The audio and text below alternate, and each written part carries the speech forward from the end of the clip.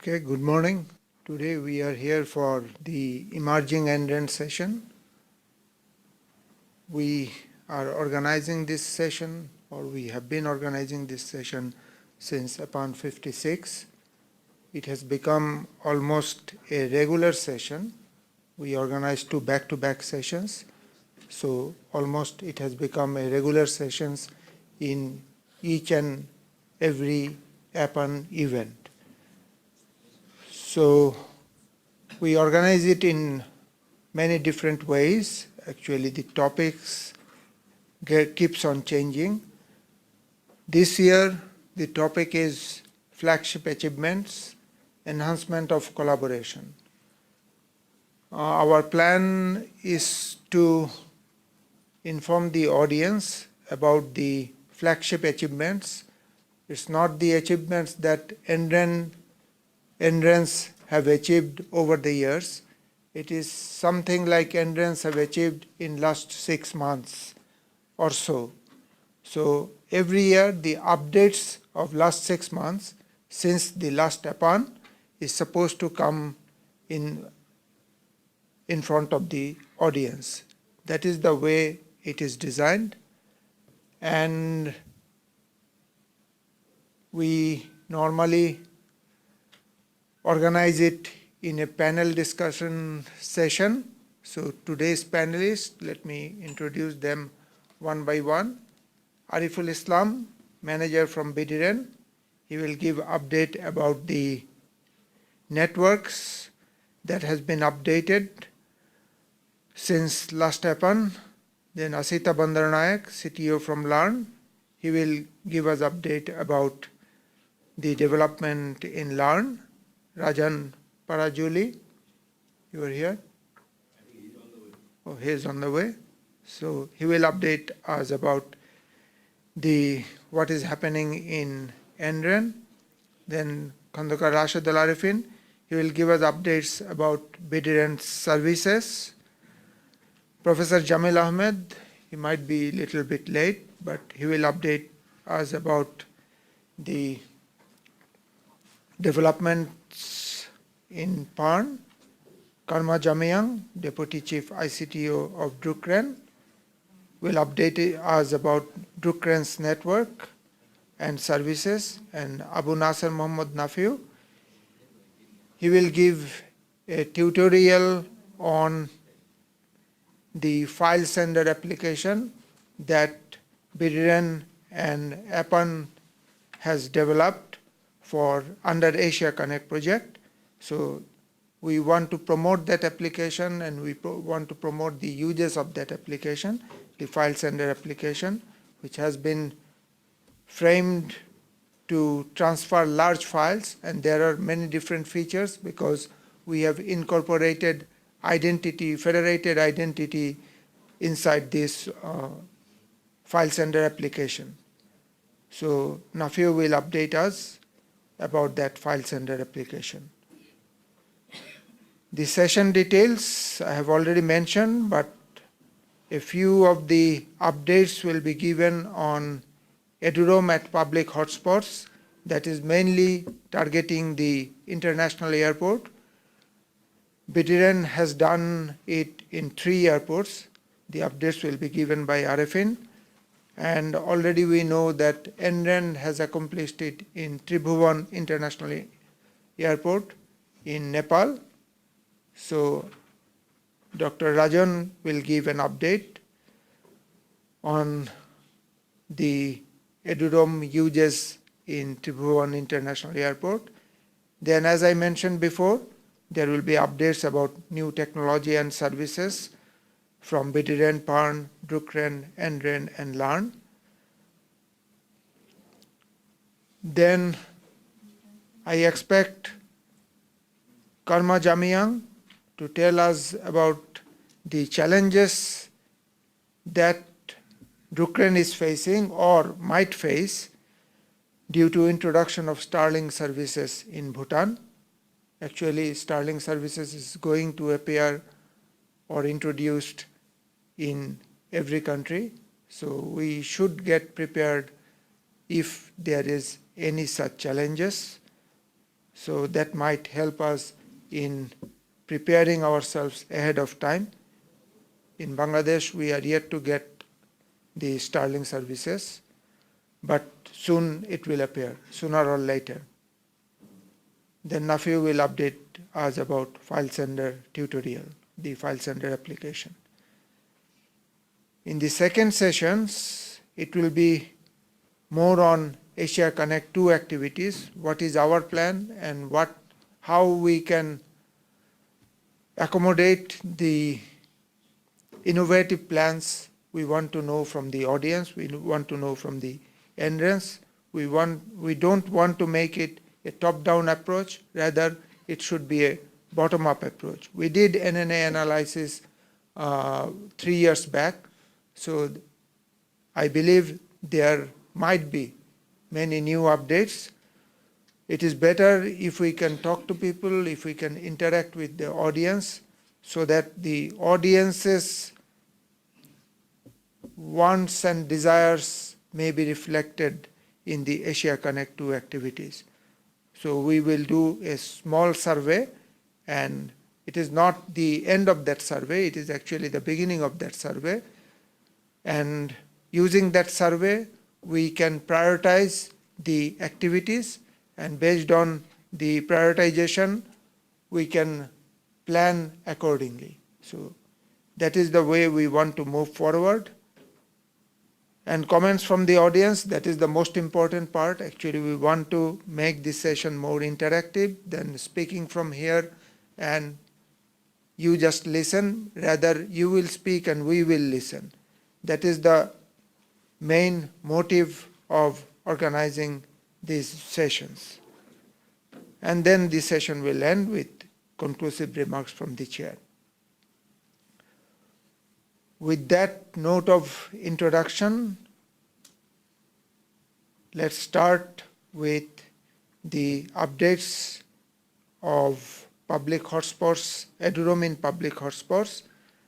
Let me request Mr. Arifin to give us some updates on what is happening in HSIA, Hajjat Shahjalal International Airport, Shah Amanat International Airport in Chittagong, and Osmani International Airport in Sylhet.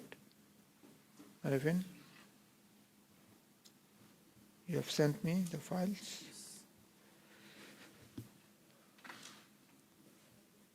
Mail, right?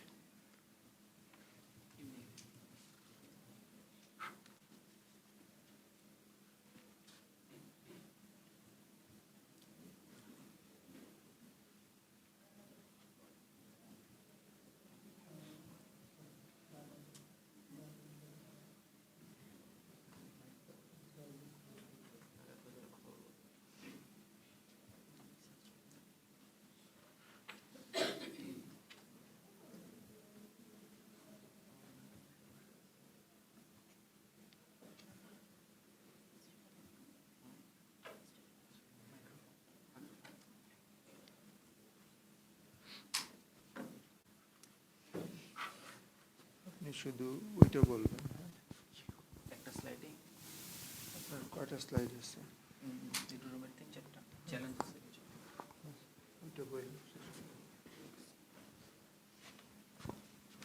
you are ready, right? Next.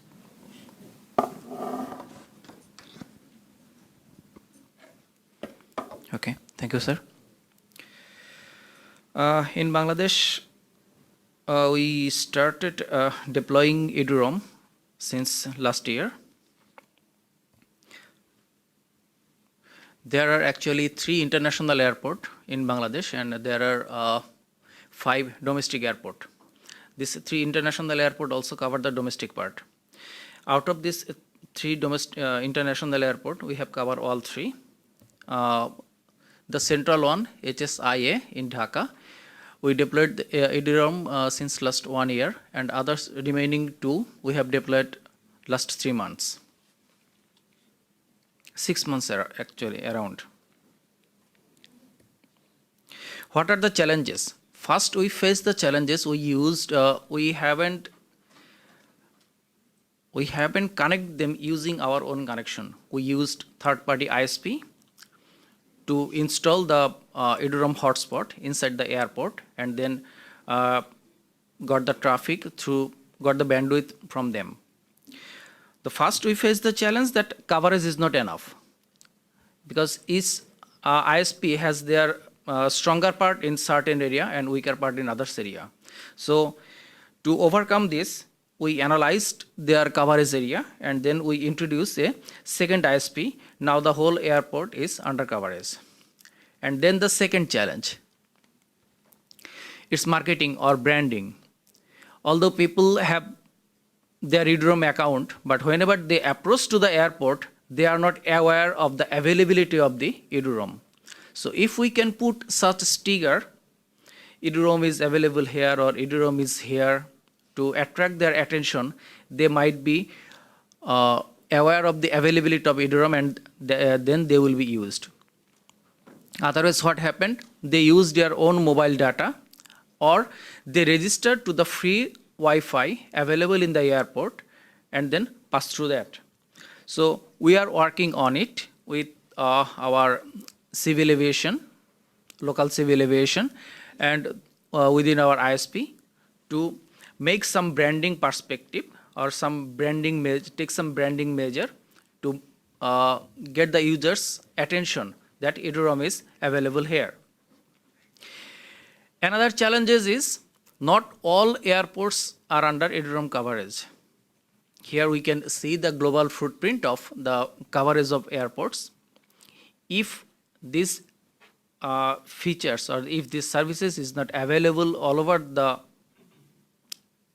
airport, then roaming user might not be interested, or those users who doesn't have any eduroam availability in their premise, they might not be interested to deploy it in their own premise. So the list you can see, in Asia only 3 countries have their airport coverage. If we can increase this number, the eduroam popularity will be increased as well.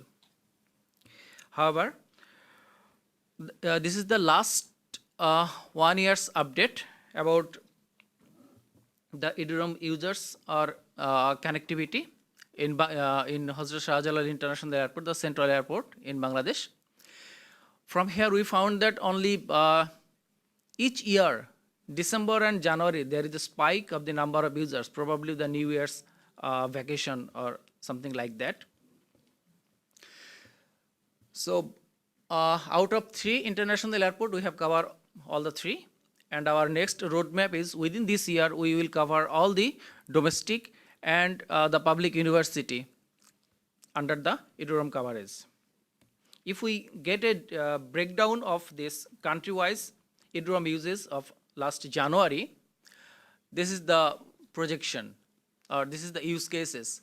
We found USA has the highest number of travelers who uses eduroam, and second position is the United Kingdom. And it's Australia. Australia has 7%, Canada 7%, Germany 4%, Sweden 2, Netherlands 2, Norway 2, Japan 1, and the remaining small groups, they are all together 22%. Total user in this year was 3,288 in this month. If we look at the uses of bandwidth, not much. Probably they are just connected or use some chat, not connected to the large application or something like that. So the bandwidth, it did not spike much.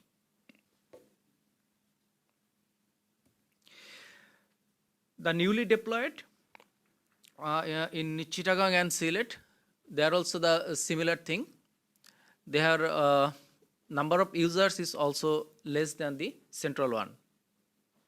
So that's the update from a eduroam perspective in Bangladesh. Thank you, sir.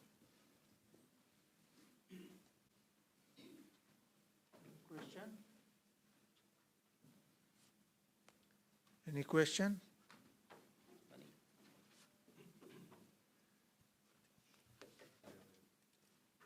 Hello. Thank you. I'm just wondering on the number of unique users on the Eduro. How many users are from the local Bangladesh who is logging in on the local realm compared to the international realm? I mean, the realm outside the Bangladesh. I'm just curious about the distribution of the users there. This is only international statistics. See. Local one, we didn't place it here. Oh, I see, okay. But local one, probably it will be less than the international one.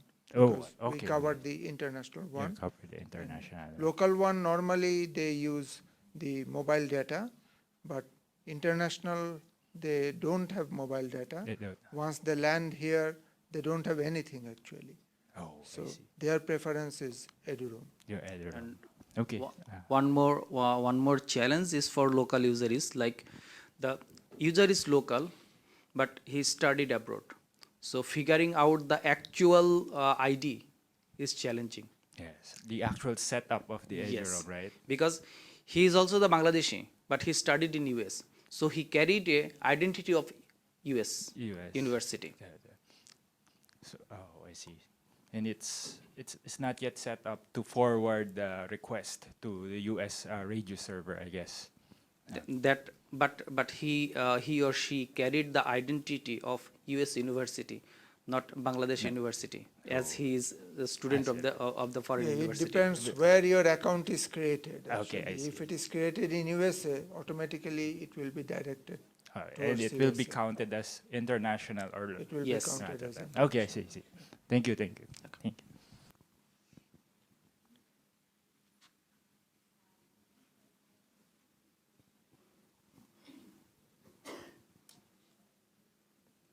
Rajan? Okay, thank you.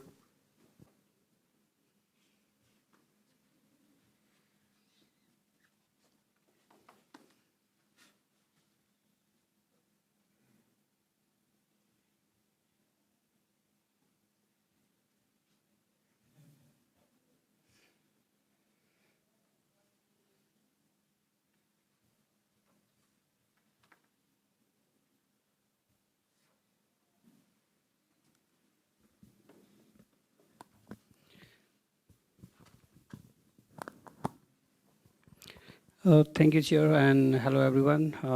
I'm Rajan from Nepal Research and Education Networks.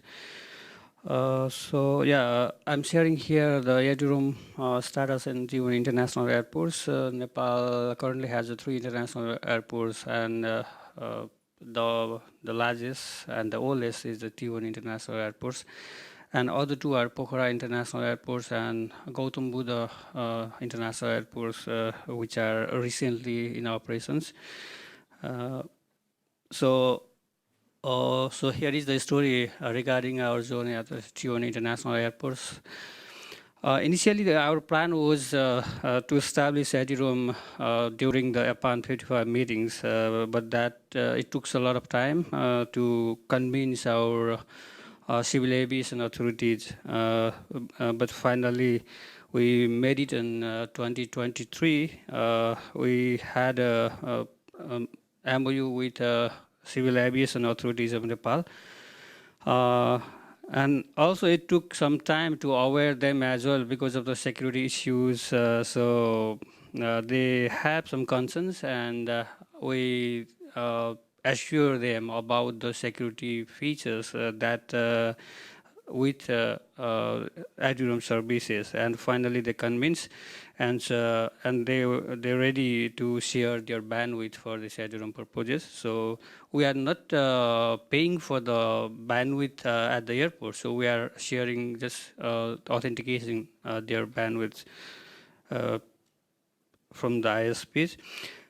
This is the partnership modality. So yeah, you can see here, this is the MOU between the T1 International Airports and the NREN. So bandwidth is supported by themselves. And yeah, currently 45 access points are connected, and the T1 International Airport, they have the 1 gigabits bandwidth, and so this will be use for both for the free Wi-Fi and the eduroam purposes as well. Here is some statistics over 8 months, and yeah, you can see here from the May to December, and till now the total users is 12,597, and average daily users is 53 users, and so far we noted that 1,429 RNE institutions they use these services. So yeah, here are the top 20 RNE institutions using eduroam at TIA. Kathmandu University, we notice they are the highest users. Actually, they have different collaborations with the universities around the world, and I think the faculties they are frequently traveling. I think that is the one, and the other is University of London. Yes, there are some university from the United States, Australia, yeah, Monash universities there. I think. And it's a good question that recently he raised. I think that will be the good ideas. So what the national users and what the context of international users, I think we can figure out based on our institutions. So maybe we will not be able to completely segregate whether based on the nationalities, right? Because the user will be different. But that will be the important things to analyze, I think. Yeah, these are the 15 institutions. All our 35 member institutions, they have eduroam connections. Yes, all the 34 institutions. Recently, we connected Nepal Health Research Councils with our NREN networks as well. All member institutions who connects with NREN, so they will get these eduroam facilities. Thank you. And regarding our plan, actually, yeah, we are currently talking with the Pokhara International Airport, so the discussion is going underway. And our plan is to connect all the domestic airports as well. So I think this will be the good case to expand to the other airports. And yeah, I would like to request other countries as well. So if we're able to have such access in that country, then it will be also supportive for us as well. Thank you.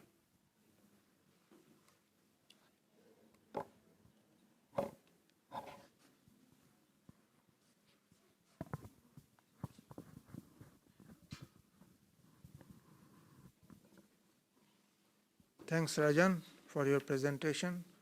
Researchers are not good travelers, probably, because there are more travelers definitely in Nepal than in Bangladesh, but the users of eduroam is, in terms of number of users, is less in Tribhuvan Airport. I thought it would be higher in Tribhuvan International Airport than in Dhaka Airport.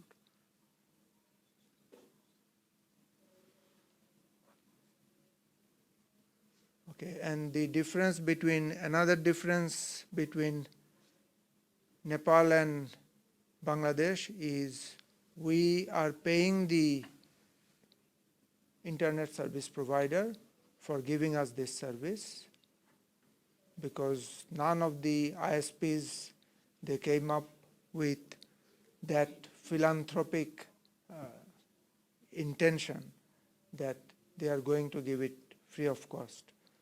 So you made it, so the credit goes to you. We couldn't make it. And the other thing is, that is my request will be also to the audience, how we can make eduroam available in all international airports in at least the Asia Pacific region, because we don't have any control beyond Asia Pacific from Asia Connect project, how we can do it. Roshan committed that he will do it within 6 months before APAN 56. Something else, you mentioned about this free access and the bandwidth. Maybe the approaches are different, right? So they are going through the civil aviation, right? So I think the ISPs are already providing free bandwidth to the civil aviation. No, it's a paid bandwidth. Yeah, civil aviation paid to the ISP. Civil aviation is paid, and so they are giving it to you for free. But in our case, ISPs are providing free bandwidth from their network inside the airport. But whenever we approached, they didn't allow us to provide free of cost bandwidth. No, same. The process is same. You cannot convince the ISPs to give eduroam service without having permission from civil aviation. Government. Oh. Then it would have taken 5 years. Okay, we had to take permission from our regulatory authority and also from civil aviation. So any comment about edurooms in public hotspot? Karma, are you planning something? So we're still figuring out right now on enhancing the identity management systems in our members' institutes. That's our priority for now. But you are providing eduroam in your public universities, right? But unfortunately, because of the lack of interest and also the capability of the ICT network engineers of the Research and Innovation Institute, they have right now turned off the eduroam service. Oh. So that's the challenge for us. So that's why we are working closely together with the Research and Innovation Institute to enhance their capacity with the ultimate goal of enhancing their identity management systems. Okay, as Rajan was mentioning, to make the service, eduroam service popular, it will be very useful if we can implement eduroam in all the airports. Sometimes our people get eduroam in our airports, and when they travel to Seoul, from Seoul they start calling me saying that, okay, where is eduroam here? So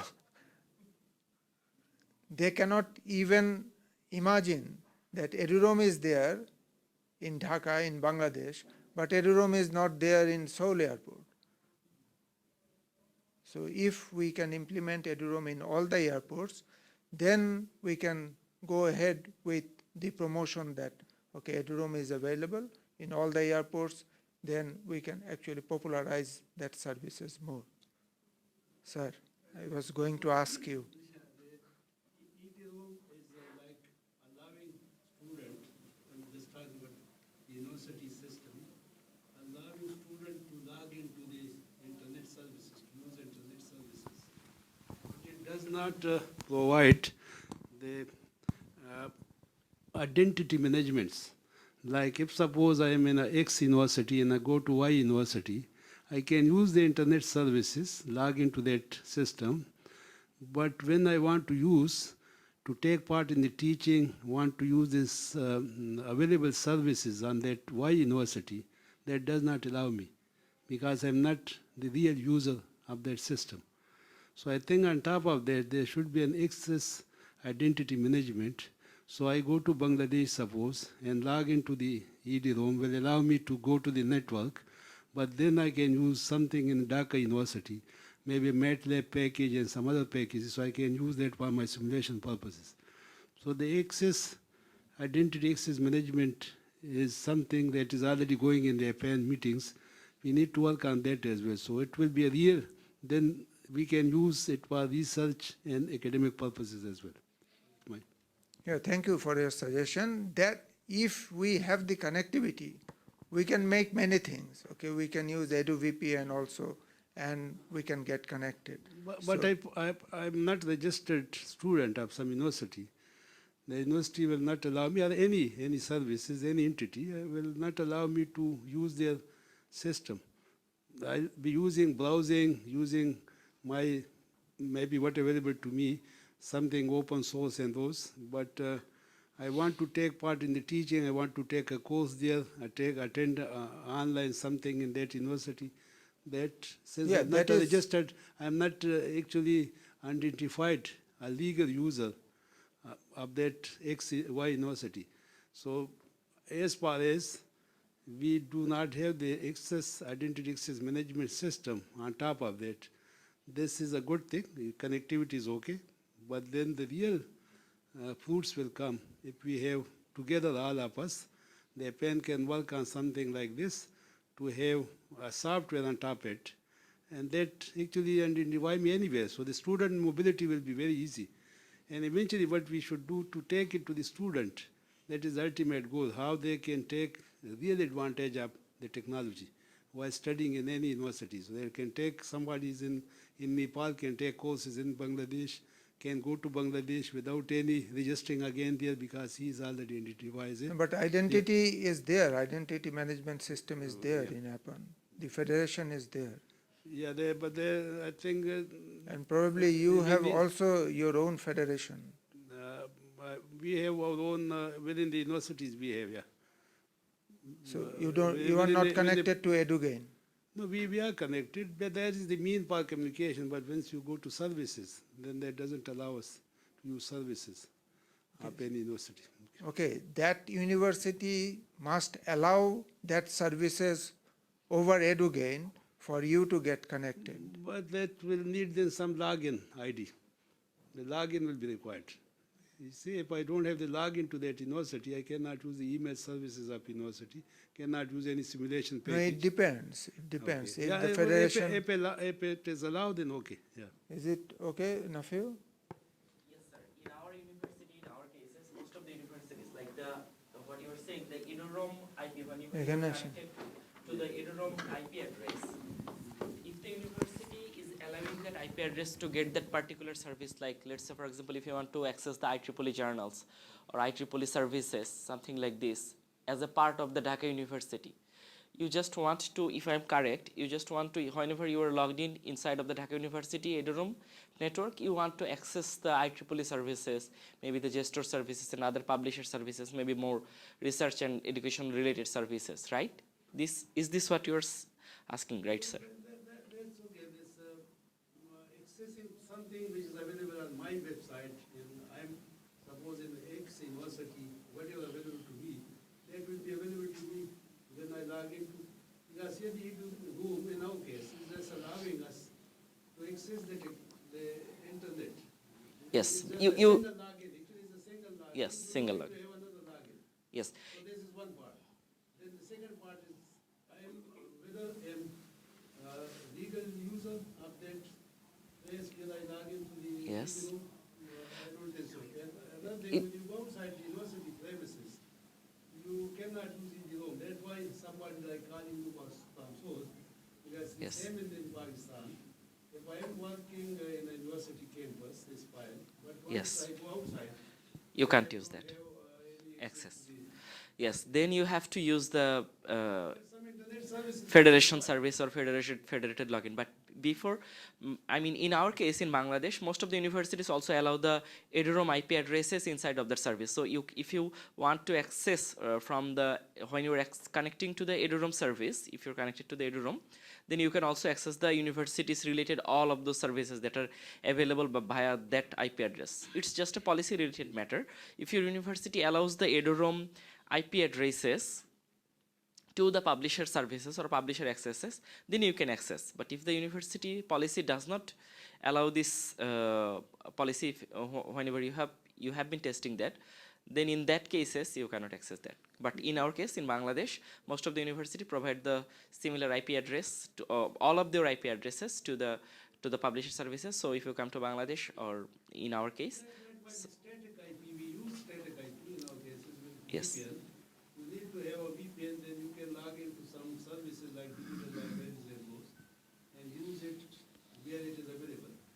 talking about something a little bit different. Like if suppose there's a research group in some of the university, the one university or two, I want to log in, okay?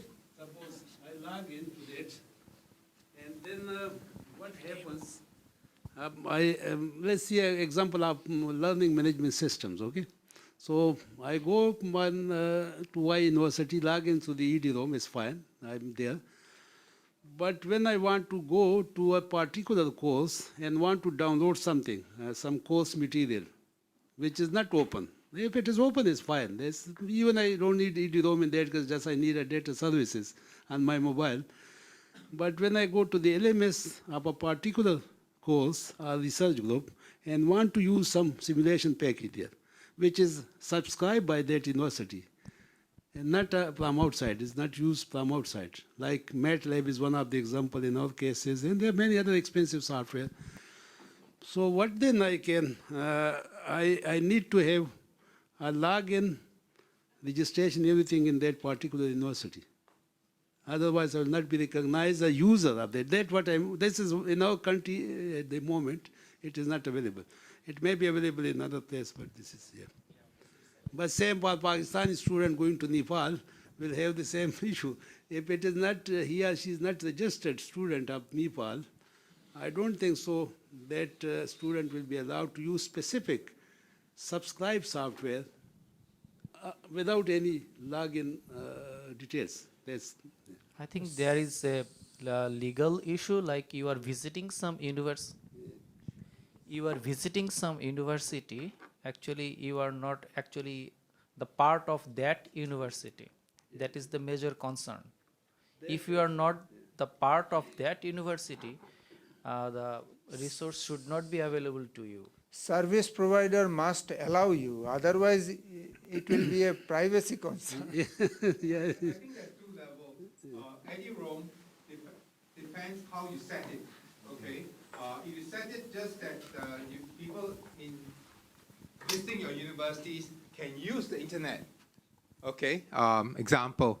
Then, I mean, like NTU, we set it so that if you for a visitor that comes in who is academic, they can use it.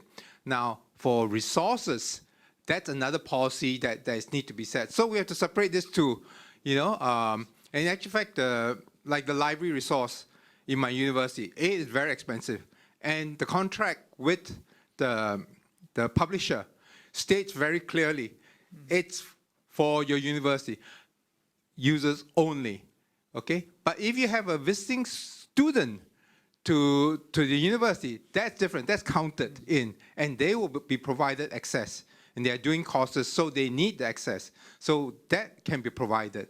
But if you are just visiting and you want, you know, for, you're visiting for one week or, you know, as a visiting researcher, that depends on your your host, whether they want to get you the access or not. It's a policy issue. Mostly. It's a policy issue. It's not the technology. It depends on individual organizations, especially for the publishers. They are very, very strict about it, and the universities actually pay a lot of money and for the access. Okay, so I hope I answer you. I mean, I wish we have a thing that we can let everyone access, but we can't. Just to add one thing, this is what you said, what I want you to say the same thing. Yeah. I think there's a technology issue as well.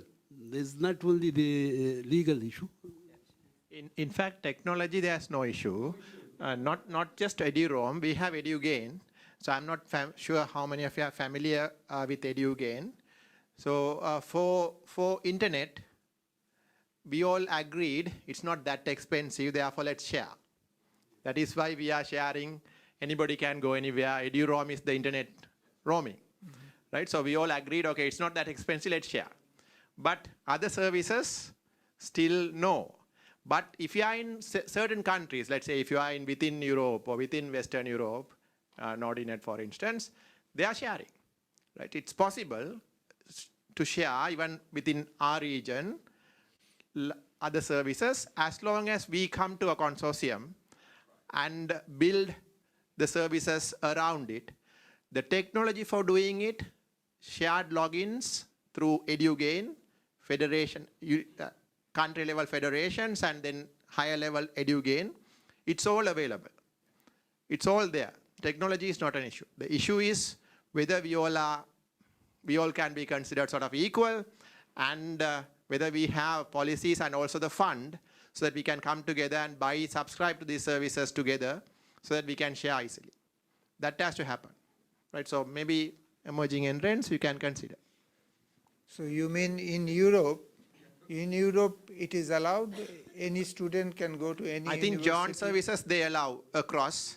Okay. There are different levels of services, not everything, but John is allowing their levels. Nordnet is even more, they allow more services among them. And some of them are free, allowed to anybody who is in the EduGain, like you said. Even we can go and access certain services, but they are like very minimum. Others are within groups, right? So the technology is there. Okay. So technology is not the issue. Yeah. It is collaboration, coming together as a consortium and doing that.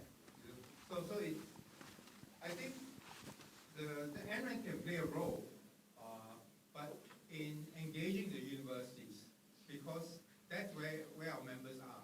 We are in a very good position. We are the NRENs national, and we connect them. So can we do a bit more in consolidating them?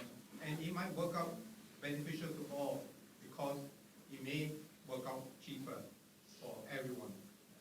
Okay, thank you, Francis. Thanks, Roshan. Let's proceed with our agenda.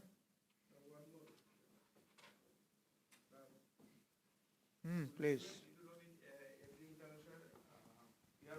At least hosting country should ensure, the APAN hosting country should ensure the EduRoam in all their international airport, at least. So in next time Hong Kong, we should expect that. Okay. We always expect. I think Bangladesh has taken a major lead in putting it public, and that's amazing. Yeah, some professor from Germany, he toured Bangladesh and he sent a message to our honorable chairman that you are ahead of Germany. So that made us proud, actually. Okay, then can we have some updates? Because Farooq mentioned it, maybe the APAN can just put as a request when they are hosting. Can you? No, Farooq made it mandatory. Without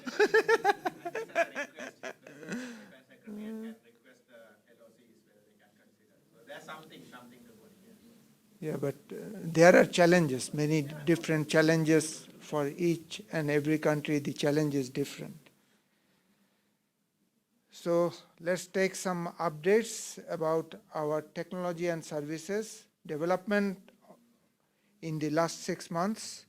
So from Bidiren, Arifin, can you give the updates about the technology and services?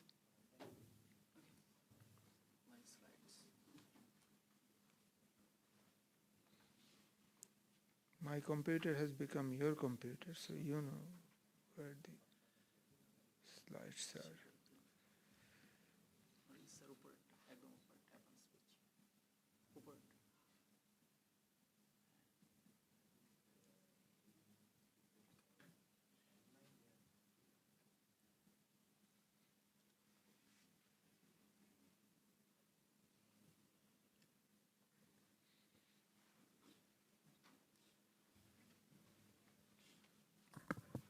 Thank you, sir.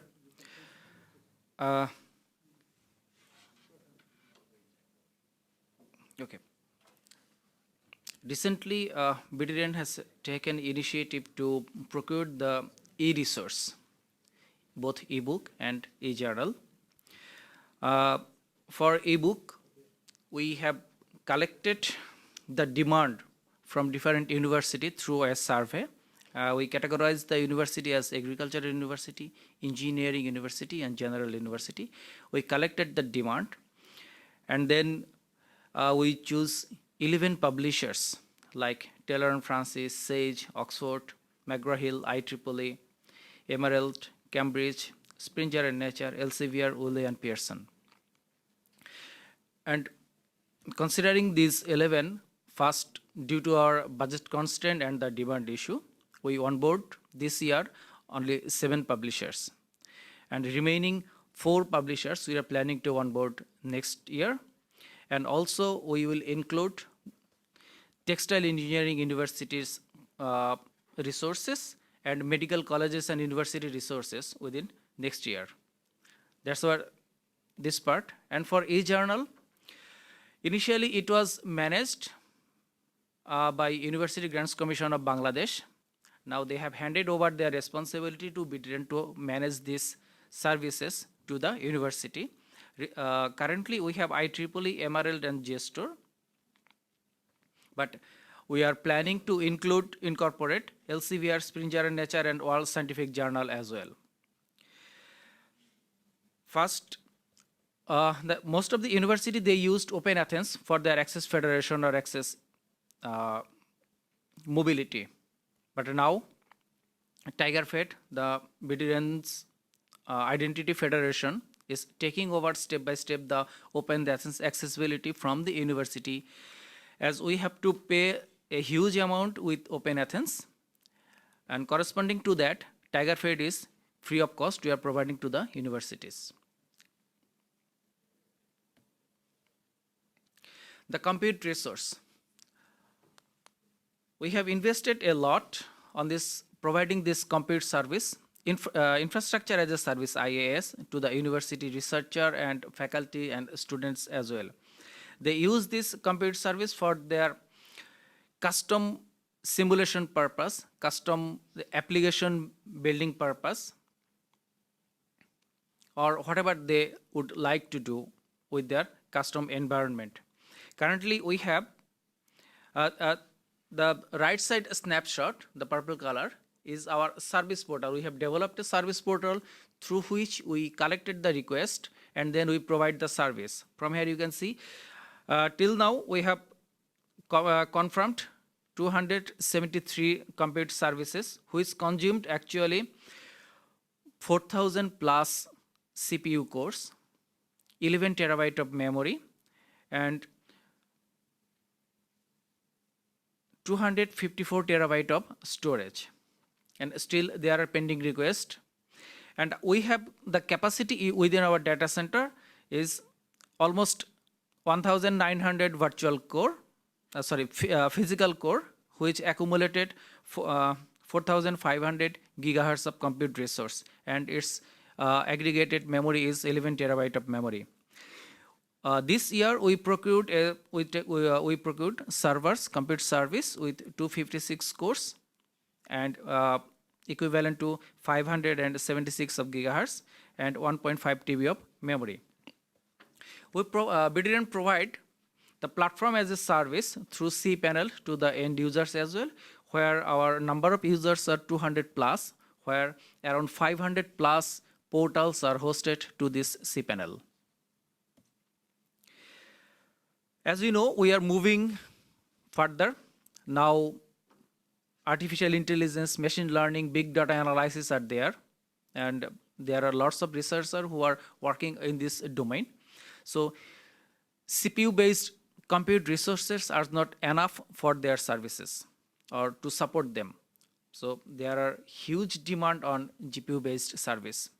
Considering their request, BTN deployed a pilot project or elementary project last year with 2023 with NVIDIA Tesla T4 with 32 GB of GPU resources. But lastly, we found that it's not even close to meet their user demand. So this year we procured L40S GPU resource from NVIDIA with capacity of 192 GB. Now we are starting our services to the universities. Another new chapter of BTN is software development. Recently, we found Actually, we have been observing the requirement from the university as well as from different community. They are dependent on the third party software, which actually they have to face different challenges, like any customization is required. The third party charged a huge amount. Sometimes after delivering the software, after 2 or 3 years, the software company is gone. So who will do the customization? How this operation will be managed? These are very common phenomena in Bangladesh. So considering that, BDN launched its own avenue in the software development field. Recently, we have developed a file sender. The administrative part was taken care by APAN, and the implementation partner was BDN. Here, it supports 21 languages. The total size of the file you can transfer is 1 terabyte, and maximum 100 files you can transfer. A single file can be transferred up to 1 terabyte. Logging with federation and support IDP OLR. So what's the IDP OLR is actually? IDP of last resort. Normally, the federation, it based on the SAML technology, SAML languages. But there are many organizations who doesn't have any SAML infrastructure. They use custom application or some custom user database. So we develop the IDP OLR. It becomes as a SAML IDP, and under it there are non-SAML user database, which are grouped into different NRENs as well as different institute under the different NRENs. So this is how the non-SAML user are directly connected or get the services from SAML IDP or SP like Edugen. We have some software avenue like from a Malaysian company, Global Support Services, GSS, and BDN jointly is developing the application of event management system. And event management system, hopefully in the next 2 or 3 within 1 or 2 years, maybe we may able to host APAN within this new application.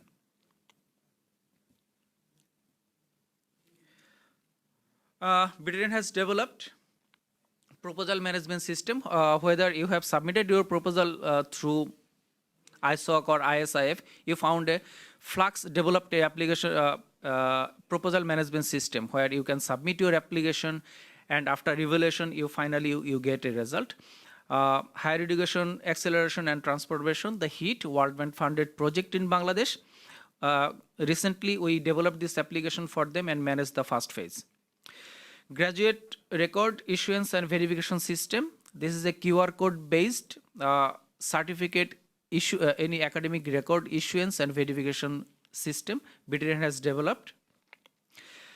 And as the world is moving to the AI, BDN also tried to accommodate that AI technique within their new avenue.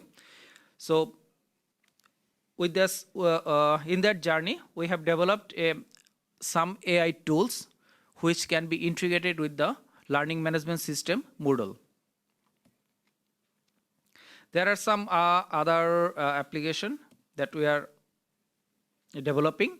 So our journey started with a single software developer who developed the BDN web portal. Then the COVID came and we developed a small application or scheduler application of vSession through which we supported 30,000 plus user with just 7,500 Zoom licenses. Then we start developing our software team, and finally, now we have 7 in-house resource and 7 outsourced resource. Next, we have planned to make this team around 30 and launch a full-fledged commercial software development team our software development part in BDRN. That's our journey will shift from connectivity-based service providing organization to content-based service providing organization is BDRN. That's our goal, and thank you very much. Thank you, sir. Thanks, Arifin. Sorry to rush you a bit. And our next presenter will be Dr. Jamil, who will give us about his updates on PAN.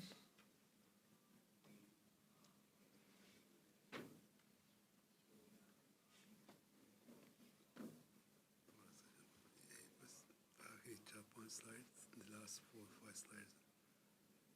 Next.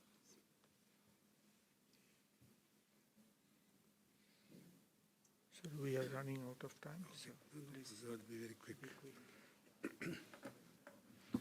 Well, Bismillah ar-Rahman ar-Rahim. Thank you very much for the time and invitation to talk about the technological initiative in Pakistan. Well, this is something friends from Bangladesh mentioned, more or less same activities we are doing in Pakistan as well.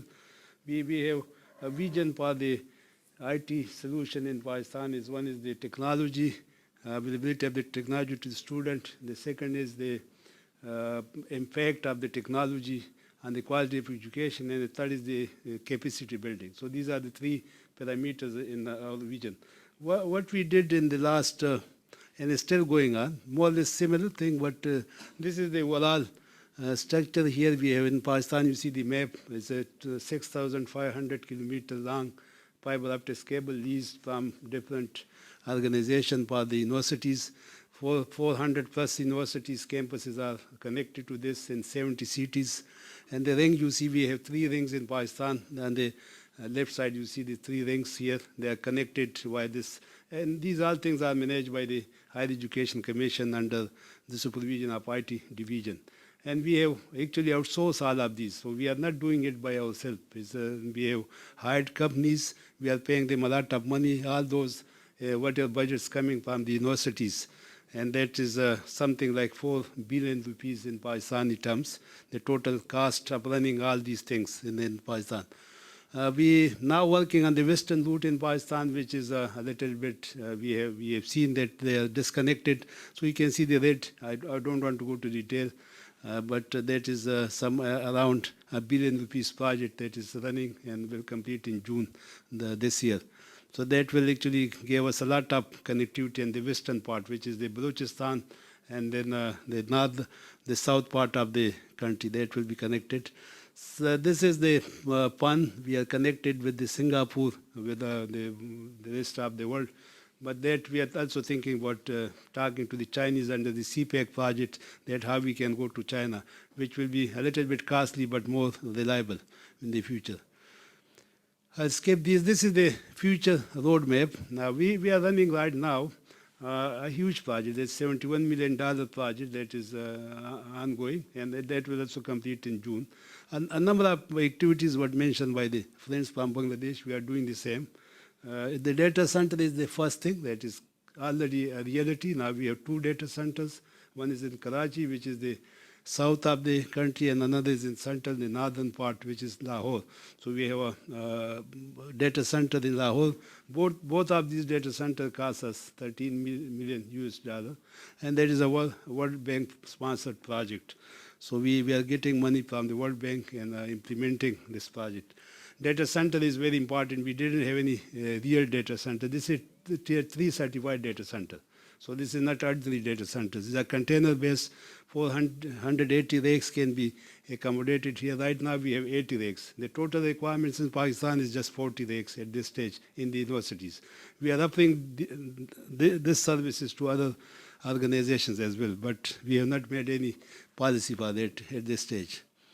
So this is the hybrid. This is a excitement things coming is the HEC private hybrid cloud that is coming up, and that is already a contract. Everything is signed with Huawei, and we will get it soon.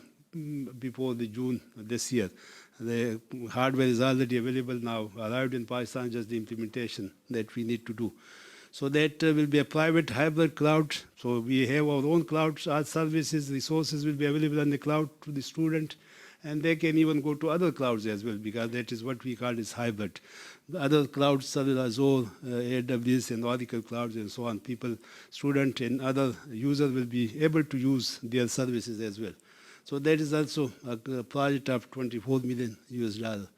And then on top of that, we have the high performance computation that is already mentioned by the friends from Bangladesh.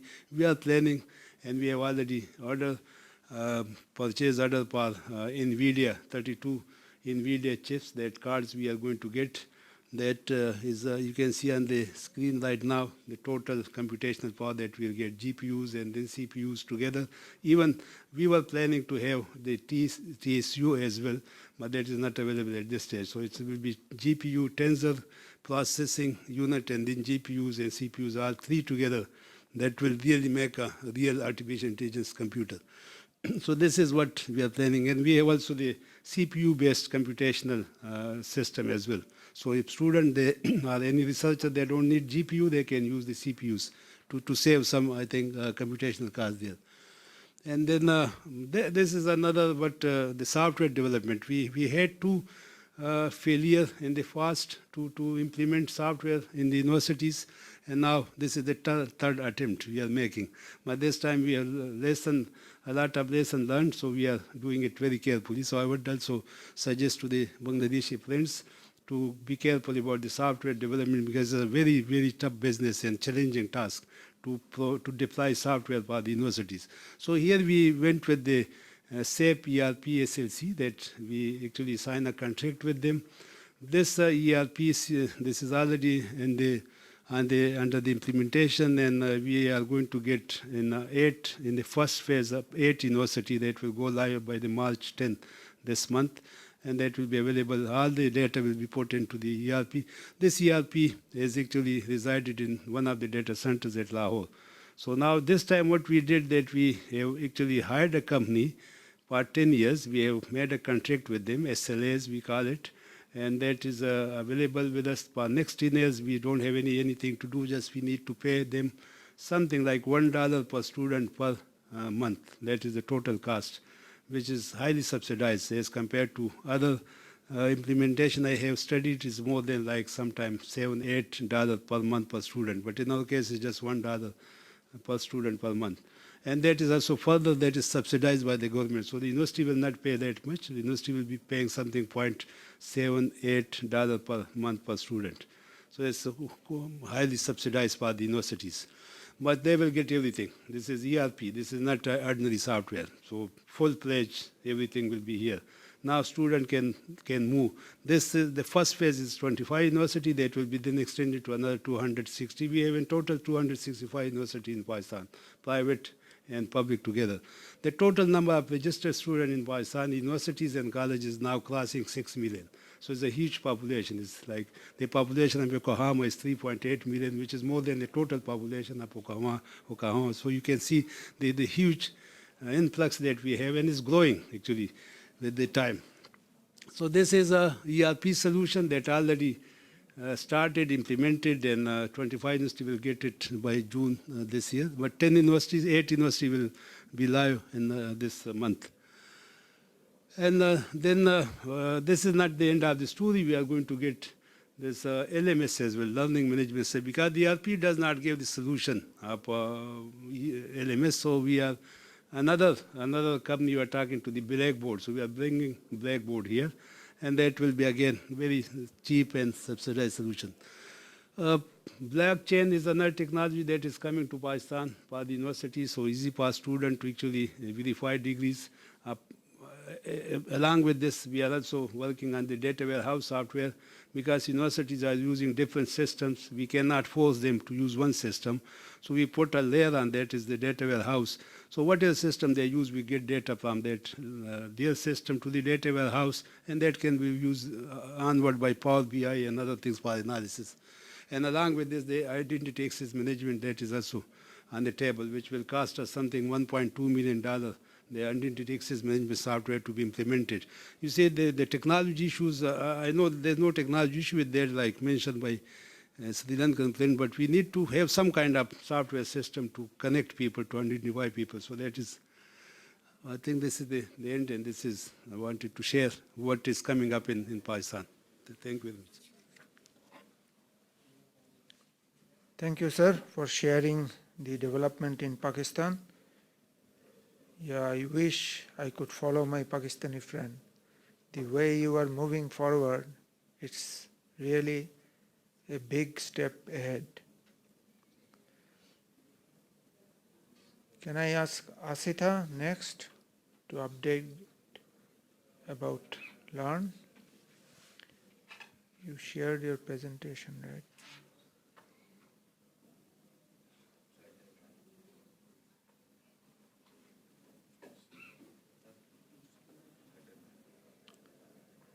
No, it is here.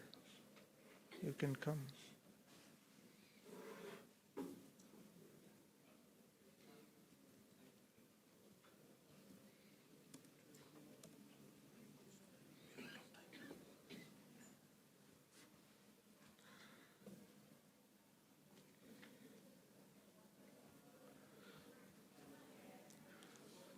Okay, thanks, Taurit. I'll be very quick. I think we are running out of time, so I'll be very quick. So a quick update from since last APAN in Pakistan.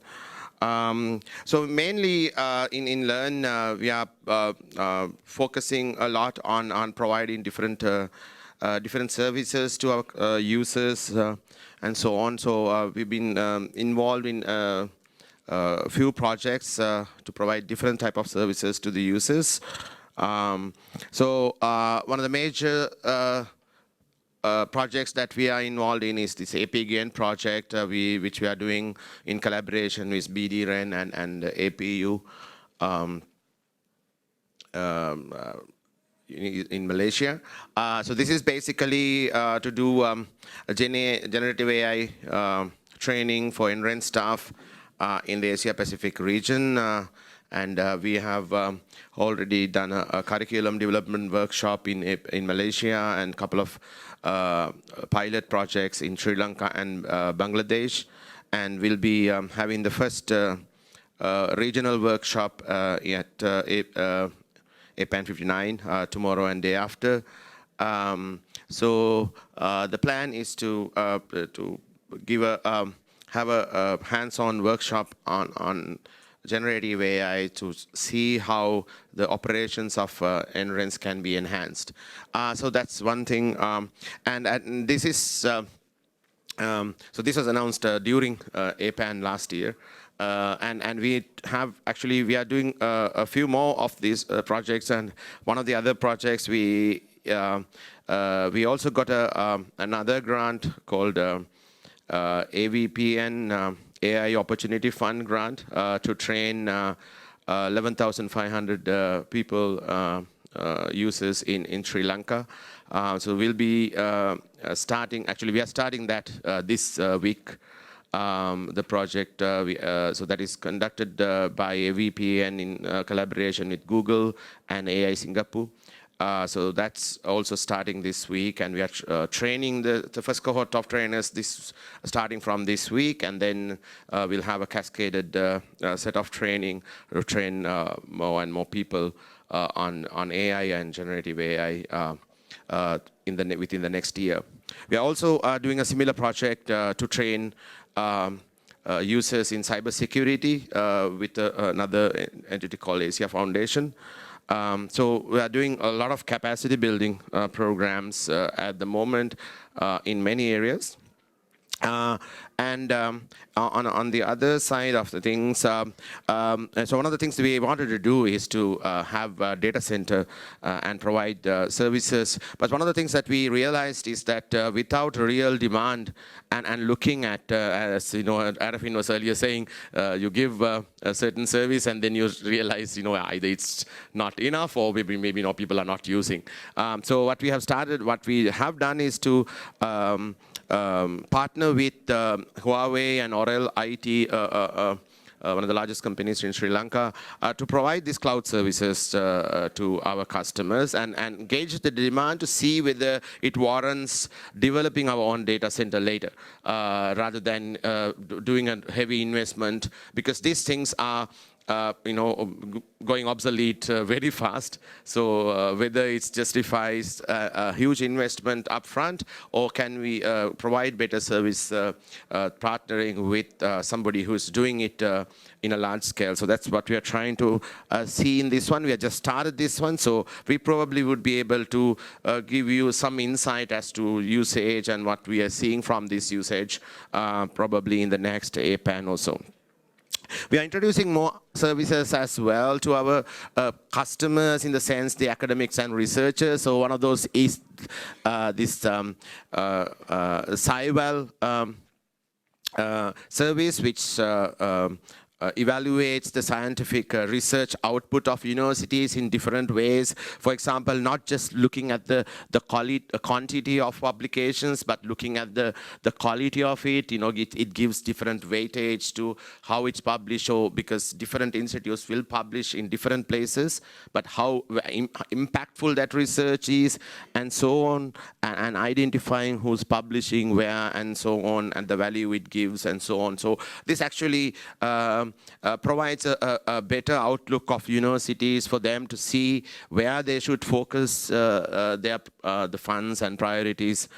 So this has become quite popular, and people are actually really looking at this in their research funding and all that. So this has actually come.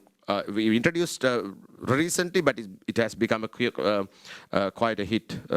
We are also introducing Inspira. Inspira is actually here, and they'll be talking today about the digital assessment and all that. So we started discussing with them, providing Inspira, and so we'll be working closely with them in providing these digital assessments to our customers. We are also working in things like micro awards, digital certification going forward, rather than providing these paper certificates and all that to provide for different things. We have micro awards and so on.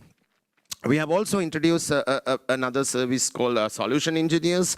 So these are not, they are working for Learn, but they're not doing any Learn-related work. They are basically working for our customers, so that because it's, as you know, it's very expensive to hire network engineers and technologists, and the universities don't have funding to do that mostly, and especially the smaller universities and rural universities, they don't have the know-how and all that. So these solutions engineers, at the moment we have two, and Sashini, who's here, is actually managing that arm, projects and solutions arm, and so basically they are engineers for hire for our institutes. So they look after their interest, come up with their projects, and then we'll try to see how we can do it, and so on. So they are basically, so at the moment we are working with few customers to cater to their issues, their requirements, either solving existing problems or coming up with new solutions for them. And going forward, another thing the Sachini's, the projects and solutions arm is have managed to secure is this twinning program in collaboration with Jaunt. So in this twinning program, we have been paired with SURF, which is from the NREN from Netherlands. So which we'll be working with them to look at how to improve the services and the operations of Learn and Learn from both ways, actually. So that's something coming up in the next in the next few months and going forward. So we hope to report about the success of this project in the next APAN. So that's it from me. Thanks. Thank you, Asita. Please don't go away. What is the activities of a solution engineer? Who is paying them? Learn? We are paying them. We are charging the customers at the moment. That means you are working as a HR organization for the university? Yes, so basically the idea is that rather than hiring an engineer full-time, their cost will be amortized across the different institutes because their work, so they will provide, we'll just charge for the solutions or their services. Okay, you charge them Based on the service we provide. based on services, based on man hour, right? Person hour. Yeah. Yeah, we are coming up with, we are still trying, ironing out all those issues. So how many such engineers are there? At the moment, two. Two. So you had a technical assistance support. That is for learn provided services. So so we are providing connectivity and other services and all that. So there's something wrong with some issues. Karma? Connectivity and all that. That's the tax service.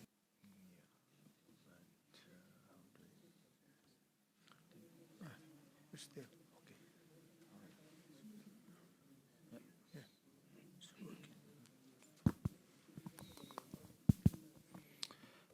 Hi, I'm Karma from Bhutan. So I'll be presenting on the updates on the Druk Research and Education Network, highlighting basically the updates on the Research and Education Network connectivity stats.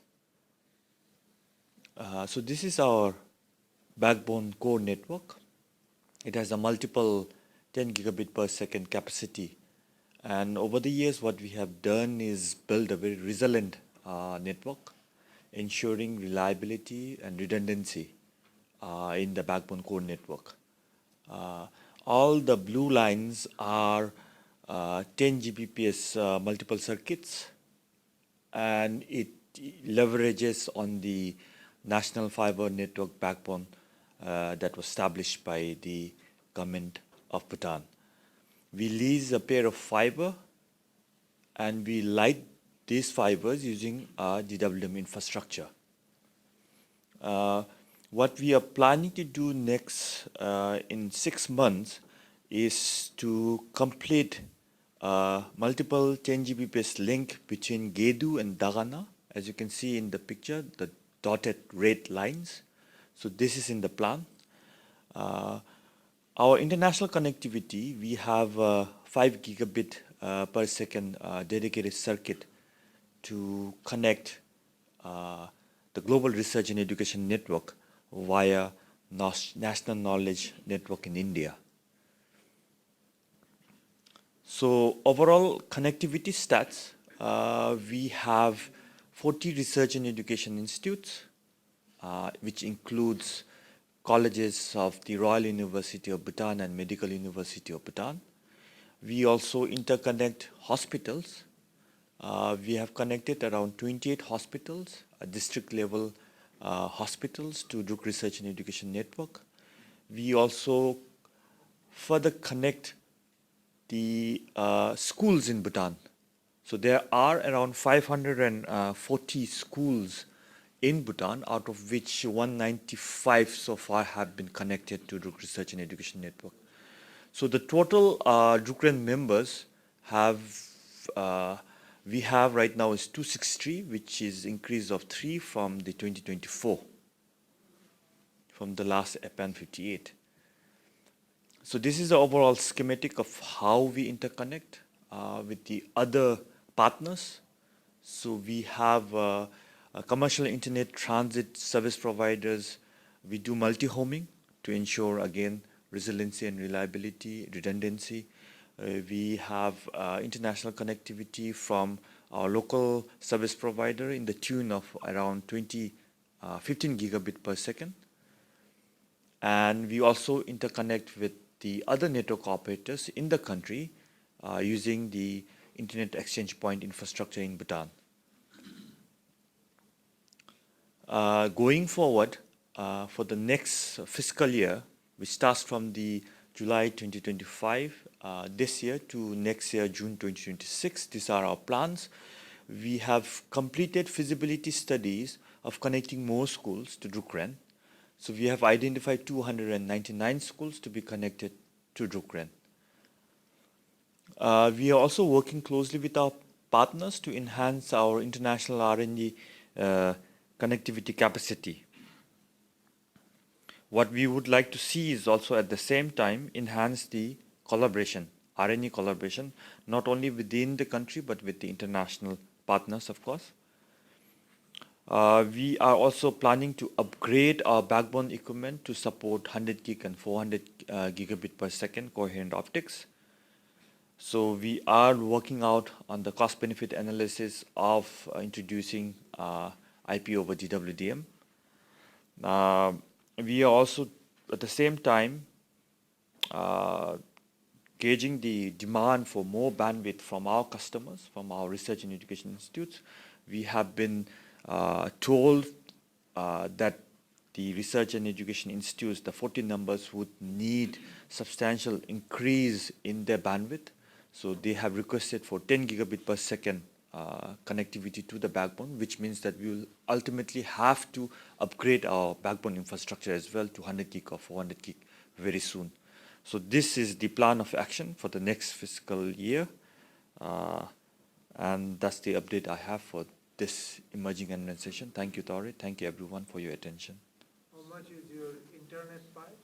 So we have about 15 gigabit per second from the two local internet service providers in Bhutan. Yeah. So you have connected school as well, right? Yes. What is the subscription amount? I mean, how much bandwidth they are using? So they connect with us 1 gigabit per second. So subscription is very nominal. We don't charge. So we have a subscription model, very nominal fees that we collect from research and education institutes, high research and education institutes. For 1 Gbps, we collect about Nultram 65,000, which is in terms of the dollar less than around $80 per annum. Sorry, $800 per annum per year. But for the schools, we do not impose any subscription fees because of the fact that the Druk Research and Education Network is financed by the Royal Government of Bhutan. And all the schools that we connect and provide services are public schools. So we do not charge the schools when they connect to Druk Research and Education Network. I have another question. You are maintaining DWDM network and planning to upgrade into 100. Yes. And what do you think it is, how actually it is cost effective? Do you think it is cost effective maintaining such a network? So the IP over DWDM is now becoming more affordable because what we have right now is the core routers that have been deployed in all the 20 districts, interconnecting all the districts, supports 100 gigabit per second throughput. We have in our existing routers already 100 gig and 400 gig ports.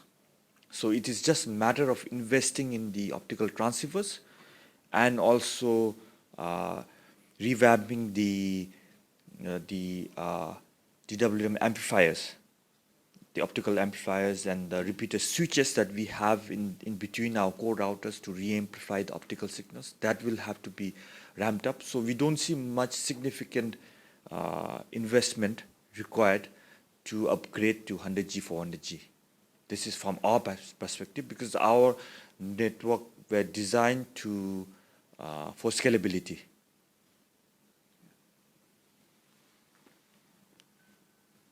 Thank you.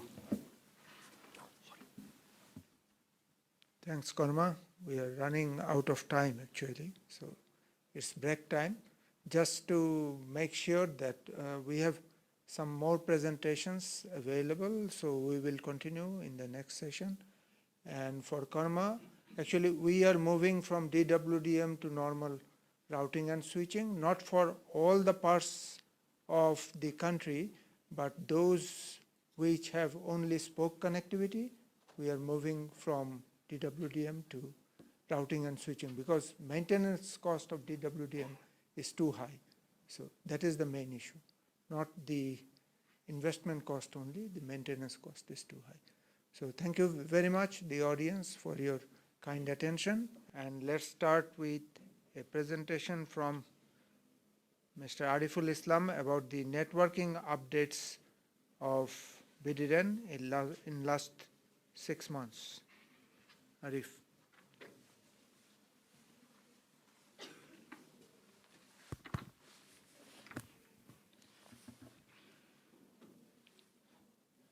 Okay. Hello, everyone. So I'm going to update about the networking in BDREN.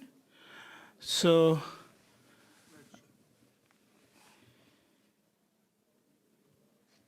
okay. Yeah.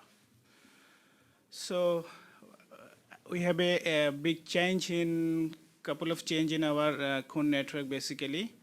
So we were actually out of connection to the global research and education network since July 2024 due to the political issue with the October. Sorry, it is from October. Political issue with the Bangladesh government and the Indian government.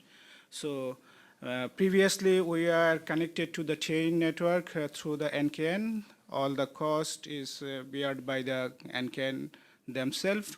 Once the unstable happened, then they cut down our connectivity, disconnected the connectivity without prior notice. So we are actually disconnected from October to February 21st, and we try to make the connection again with the help of, first we tried with the learn, but we failed. Then we come up with the SIG, and with the help of SIG, now we are connected to the directly chain router in Singapore. Now we have a two separate connection. We have a connection with the SIG and directly connected with the chain router as well. So the connection has been reconnection has been established in 21st February 2025. And we have another development in our network. We qualified for the Meta cache server. We installed it on November 27, and now it is in operation. So this is the link that has been established with the chain, reconnect with the chain. So we have a left side is the connection utilization with the Singapore, and the right side is the connection utilization with the chain router directly. So recently we develop and we configure route, validator, RPKI validator server in our network. So we can basically enhance our security. Still we are observing whether router, whether the prefix are valid or invalid. We are not applying the action till now. So you can check and you can go with the link and you can check whether your prefix or any prefix you want to check whether it's valid or not, RPKI valid or not. So this is the upstream connectivity status. It is remains same as we have only added the FNA server, which is the capacity of 40 Gbps. This is the membership statistics of BDREN. So I like to compare to previous year and the end of the December 2024. So last update, once we give the last update, we had 191 member altogether. Now it is 335.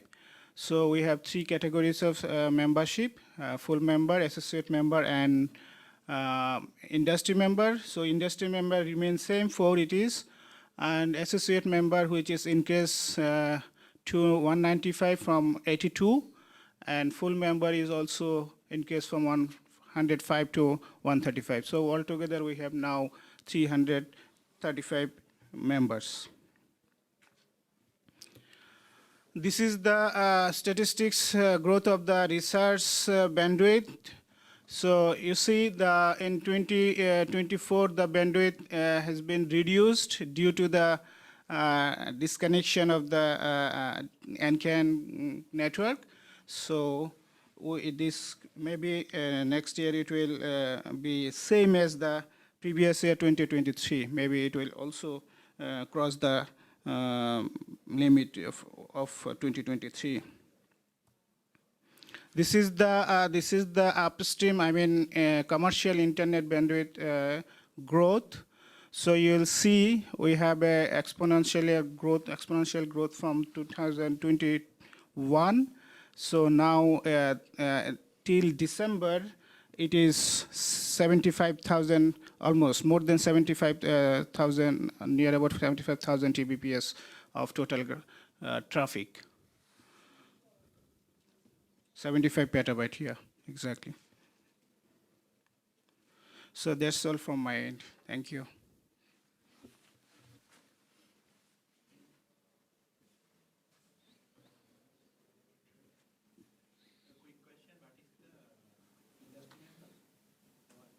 Industry member, basically the partner who are actually doing business in IT sector. And They are commercial organizations.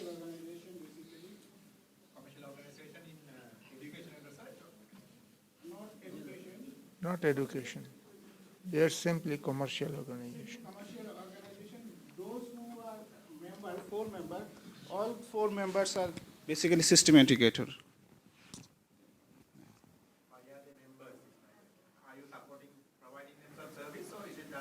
Yes, we sometimes we provide them the basic service with the membership. They can host their website and the other things in our hosting service. They can avail Zoom. So sort of service they can avail with the membership only. Karma, are you ready? So our next presenter will be Karma. I have requested him to let us know about some of the challenges that has been imposed due to the introduction of Starlink services in Bhutan. So Karma, could you please come? So he mentioned personally that there is no such challenge, but let us know from him what are the issues.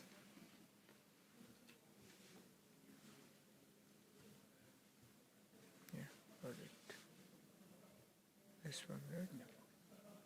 So same? No, it is PPT.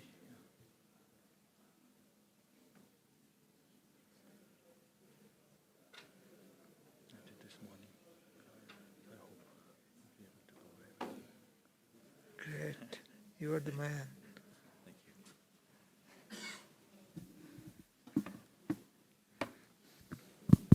So I'll be talking briefly about the status of the Starlink deployment in our country.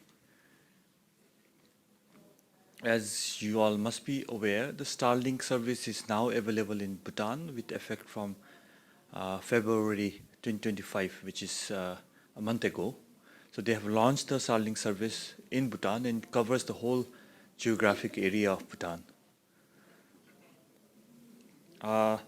Before I talk about the deployment status, I just wanted to give you the brief overview of the internet ecosystem in Bhutan.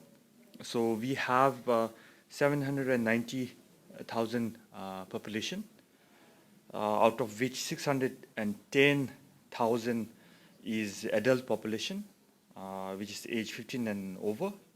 And in Bhutan, we have 165,000 households, about which 33% of the 165,000 households are located in the urban settings, whereas the remaining 67% is located in rural areas. In terms of the mobile penetration, as per the ITU data, we do this calculation, and 839,500, about 106% penetration. But this data doesn't give you the number of unique mobile subscribers, of course. It basically means that we have few people where they have subscribed for multiple SIM. So which means as per the GSMA data, which maintains the number of unique mobile subscribers, in Bhutan we have about 607,000, which is about the same size as Bhutan's adult population. So we can fairly say that almost all the adult population in Bhutan have access to the mobile. When it comes to the active internet users, our percentage is about 87% of the total population, right? So this is the active internet users in Bhutan. When it comes to internet penetration, overall we have 99.6% of Bhutan's households connected to internet, but 96% of these households rely on the mobile data for internet access. And only 3% of households had fixed broadband. So this is the status of the 2022, right? So in 2024, the fixed internet service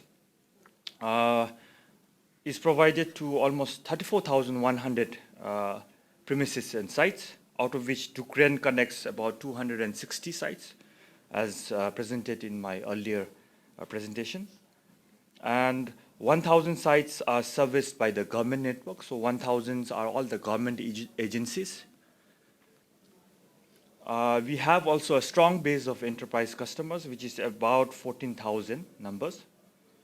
So therefore, remaining 18,000 households, out of which 11%, so 18,000 constitutes 11% of the total households that has now fixed internet service access in Bhutan. So from 2022 to 2024, you can see that the fixed broadband access has increased significantly from 3% to 11% in just 2 years. So this is because of the fact that NREN also played a major role. The NREN Research and Education Network, as I earlier mentioned, we have around 10 to 15 Gbps subscription from the local internet service provider. And the government network, which interconnects all the 1,000 plus government agencies, they also have about 10 to 15 Gbps internet subscription. So what we did was we talked to all the research and education schools and government agencies, and then the government network and NREN Research and Education Network together aggregated the total bandwidth subscription requirement from all the government agencies, research and education institutes, schools, hospitals, primary health centers, and brought down the price of the fixed internet service from $16 to now US dollars, about 6 per Mbps per month. So after this was done, the contract was awarded to the local internet service providers in 2022.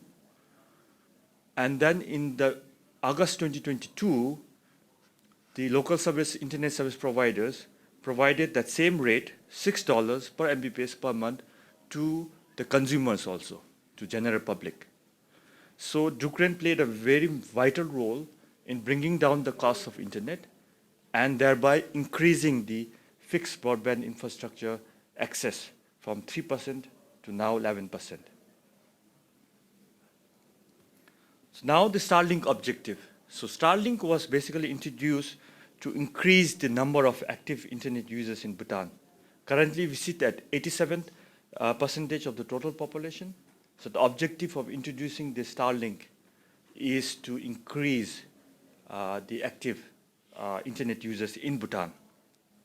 We also want to provide the connectivity options besides terrestrial ISP services available in the country, so that the consumers can now have competition.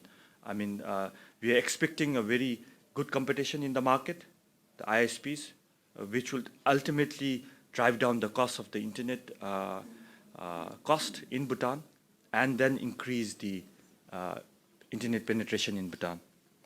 We also aim to improve the quality of service of the internet. So that are the 4 objectives basically of why Starlink was introduced in Bhutan. Now in Bhutan, the Starlink service is only fixed internet service. It is either provided at the stationary location, so which means you need to procure the Starlink ground terminals and install it in your house, in your buildings, and then access the internet. We also provide in-motion services, but it is limited for only aircraft and land vehicles, and it is not included in the cellular mobile. So there is no direct from satellite service available in Bhutan as of today. As you must have already aware that Starlink is now also providing direct to mobile services. So they have already partnered with some of the internet service provider and also the telecom companies in the United States of America to provide this direct to cell service, internet service. So these are the Starlink plan and packages exclusively built for Bhutan. So we have 3 plans. One is consumer for the general public, one is for the businesses, and the other one is the portable for the nomadic people in Bhutan. So for the consumer plan, there are 2 packages available. One is the residential standard plan, and the other one is the light plan, residential light plan. Both are same, except that the light plan deprioritizes data, so more QoS for the residential plan, and therefore reduces speed at peak hours for the light plan. So both offer unlimited data, with best efforts, of course, and deprioritization of light service during peak hours. And there is a one-time capital cost, which is to procure the Starlink terminal, which is about US $218 per terminal. And then they have a monthly subscription of US $50 for the standard plan, and for the light plan, it is US $35 for the light plan. This is monthly subscription is, of course, per month basis. And for the businesses, they offer 3 businesses fixed internet plans. They use the same network technology as the residential plans, but each offers a defined quantity of prioritized data. So basically more QoS that will experience high speeds than the standard residential plan. The nomadic plan is for the nomads living in the highlands, so it's more portable, and it has a monthly 50 GB data cap for US $50 per month. Now the standard plan, if you look at the average speed, which is about 50 Mbps, so the downlink speed that the Starlink commit is about 25 Mbps to 110 Mbps for the residential plan. So for that, if you derive the cost of per Mbps, it is about US $1 per Mbps per month.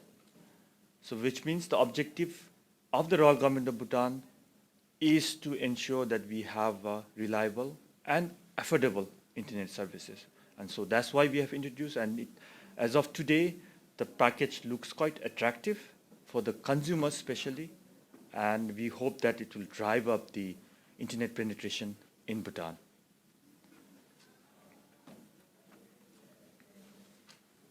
So the key takeaway is, just wanted to inform the audience here that the Starlink is not intended to replace terrestrial infrastructure, but rather to complement it. Do you have the corporate plan?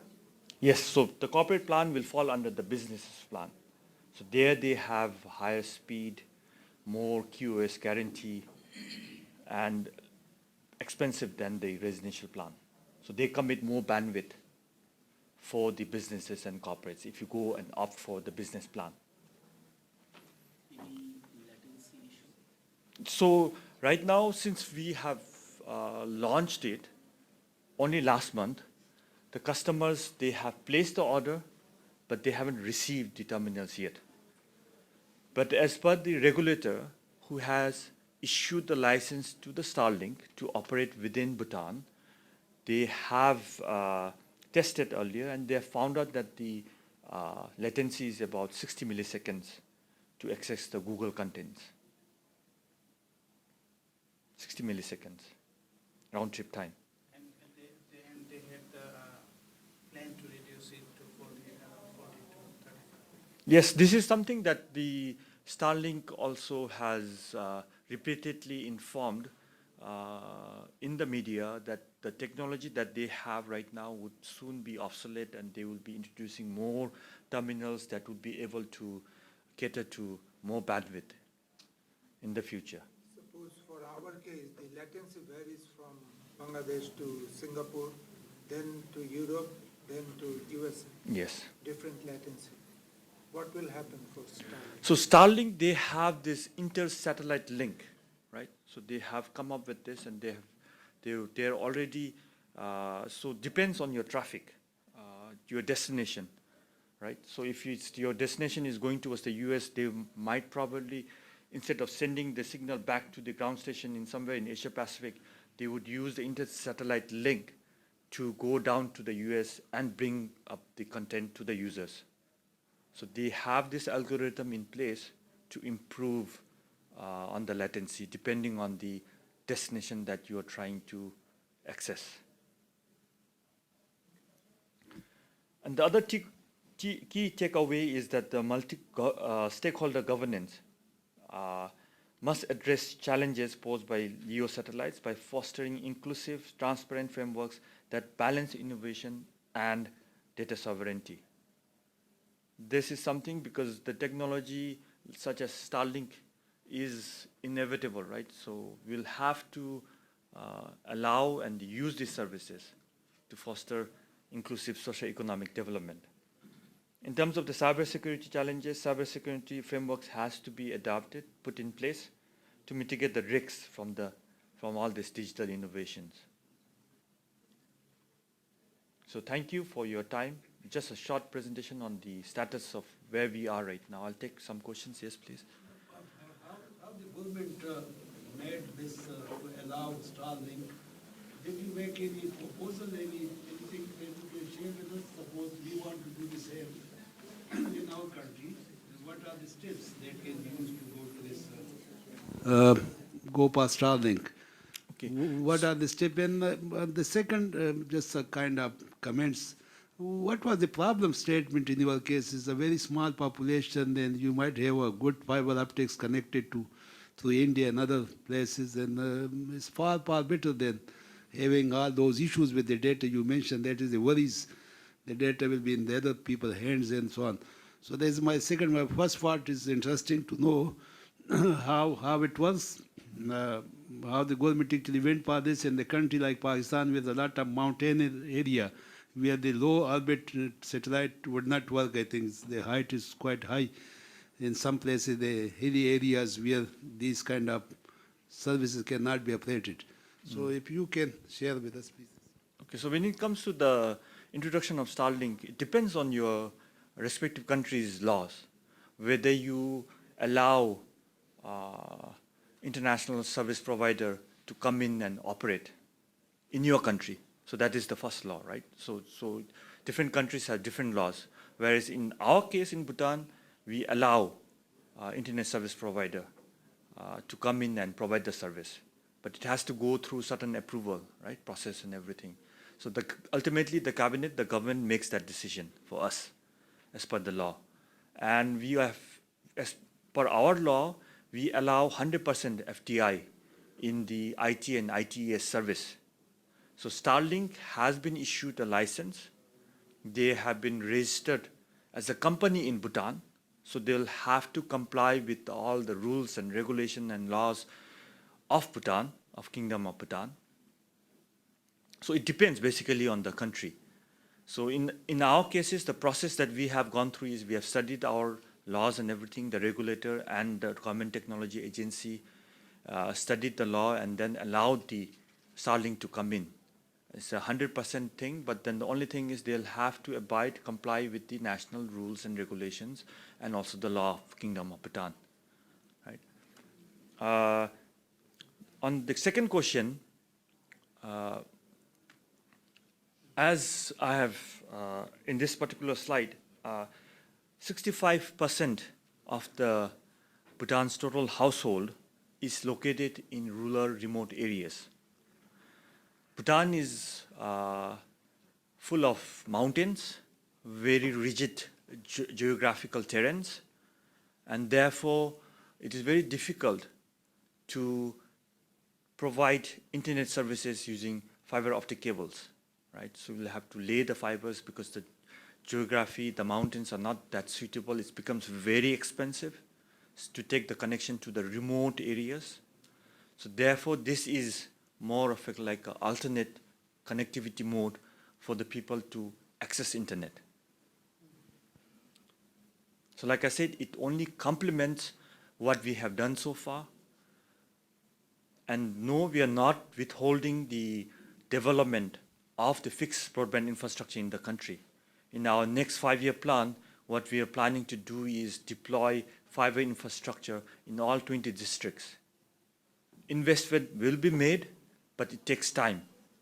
Our ultimate goal is to increase the internet mobile subscription and also the internet fixed broadband subscription from 87% right now to maybe 100% in the few years down the line. Yeah, Karma, just a quick query regarding the affordabilities. It looks like the cost around $100 is for 1 year subscriptions for us for the fiber connections in Nepal.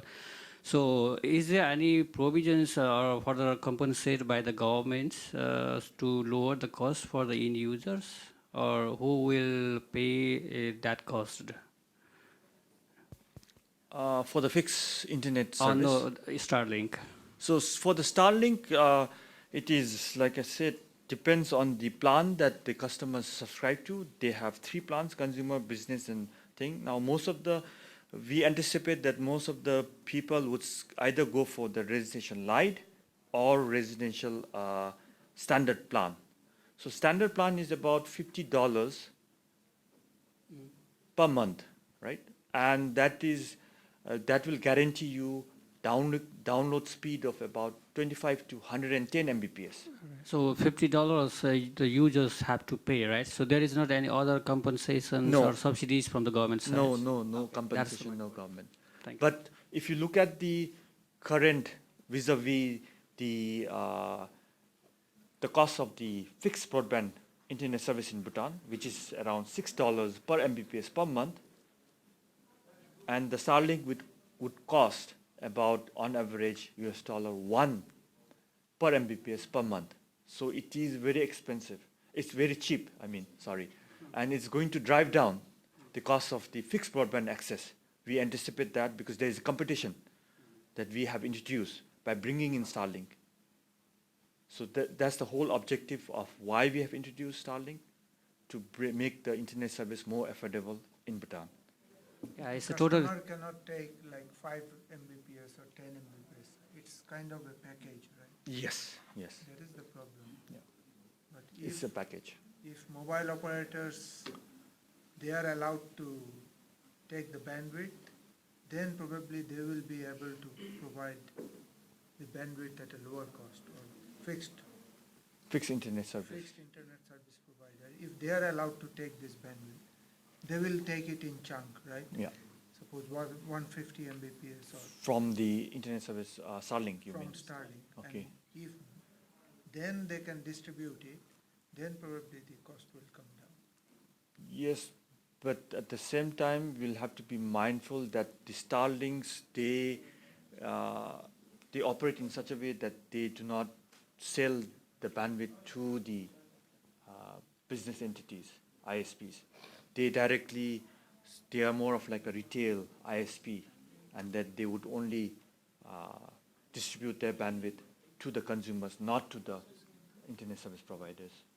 Okay, I don't know about Bhutan. $50 is a big amount in my country, because at my home or residence, we get 25 Mbps with a cost of, suppose, $3 to $4. No, $10. Monthly? $10 a month. Month, okay. And no data cap size? No, nothing. Unlimited? Unlimited. So it depends on, like I said, country to country. And then, so of course, with all this prevailing market rates and the internet ecosystem in the respective countries, Starlink may be an option, may not be an option. For us, it definitely is. Okay. Yes, please. Price of the satellite equipment, such Ah, as dish and VSAT modem. So it is about 218 for the residential plan. Per terminal is about capital cost, one-time investment of $218. So that terminal is supplied by the Starlink, and it is inclusive of the logistic and the transport charges. So they have a 1-year warranty, and if it fails, you will have to raise a ticket to the Starlink, and the Starlink would address the issues.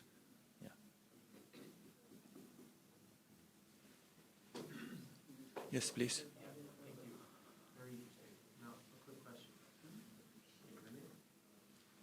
Can you hear me now? Yes. Yeah. Okay. Sorry about that. Now, seeing what you're able to offer now through Starlink in terms of the increased bandwidth, how long do you reckon it would have taken you to offer the same level of bandwidth through the fixed infrastructure? It's quite challenging for the infrastructure because while we have succeeded in the last 3 years to bring down the cost of the fixed internet access from $16 in 2022 to now $6. But at the same time, we are working closely with the telecom service provider, internet service provider in Bhutan to bring down the cost of the fixed internet access. For that, we need to, because we are a very small country and we are a landlocked country, we do not have access to the submarine cables like most of the countries do. We do not have enough bandwidth. Right now, the international bandwidth for the whole of country for Bhutan is about 80 gigabit per second. So when we negotiate with the transit providers, we don't have much of an edge. So what we are trying to do is to introduce Starlink and drive up the bandwidth, and also that will help in aggregating more demand, generating more demand. And we are also working closely with the government and the respective stakeholders to transform Bhutan into the digital society, which would mean that we would require more bandwidth ultimately in down 3 years, 4 years. So by generating more bandwidth from the consumers, we will be able to bring down the cost of the internet in Bhutan for the fixed internet access especially. Thank you for clarifying. Fully agree. Thank you everyone for your attention. Thanks, Karma, for your wonderful presentation. So our next presentation will be a demonstration on file sender application. Probably you know that file sender application that came as a requirement from our NNA analysis, NREN need analysis. Many of the NRENs, they placed their requirement to have a file sender application to send big files through that application. And BDREN and APAN, they developed this application. APAN provided all the administrative support, and BDREN technical team, the software team, it developed the application. So the presentation will be given by, or the demonstration will be given by Nafiu, network engineer, Bangladesh Research and Education Network. Nafiu. Hello everyone, I'm Abu Nasir Mohammad Nafiu. I'm a network engineer at BDREN. So I'll be demonstrating on the use cases and the features of the file sender application, which has been an initiative from APAN. So you know, in today's digital age, collaboration and knowledge exchange are essential components in the research and education initiatives. But the traditional methods of file sharing often presents us with some challenges. Like when you're trying to share larger files, like for our big data and the research data, this poses some challenges with the traditional file sharing applications. So in order to overcome with these kind of barriers and to cater to the unique requirements of the researchers and educationists, Asia Pacific Advanced Network APAN came with a project that ensures the users of the Asia Pacific region to use such an application to share large files for like mainly the research data and other larger files securely and efficiently.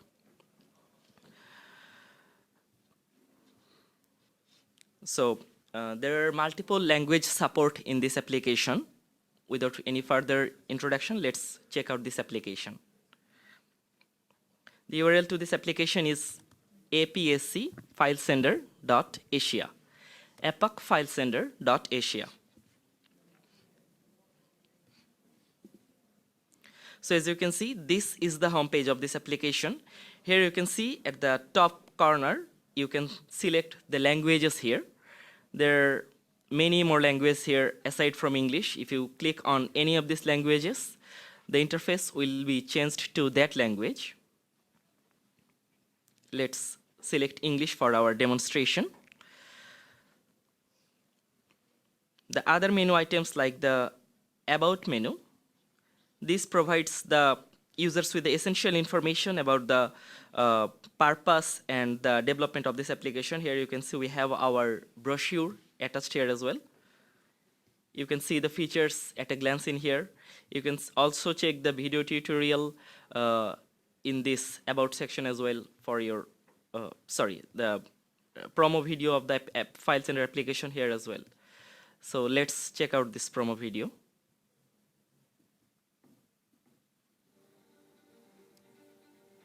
Are you part of the research and education community? Struggling to send large files via email? Worried about your data being exploited?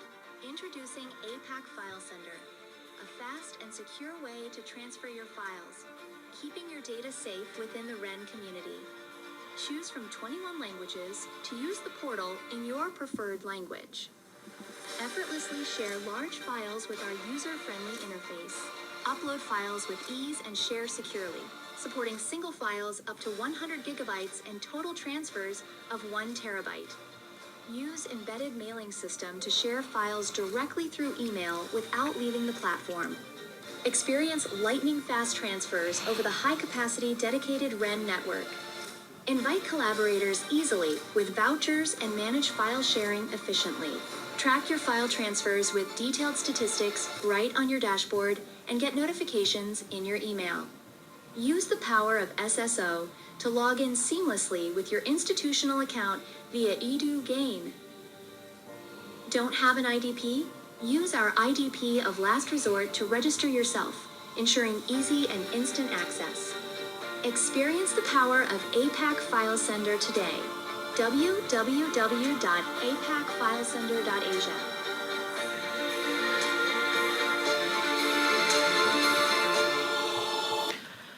So this was the overview of this application. So let's check into that application.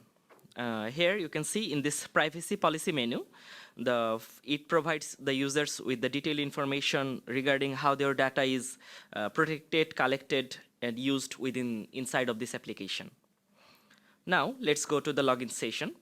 Here you can see we have two options. First, the login with the Access Federation, and then we can apply for an account with the IDP Whaler.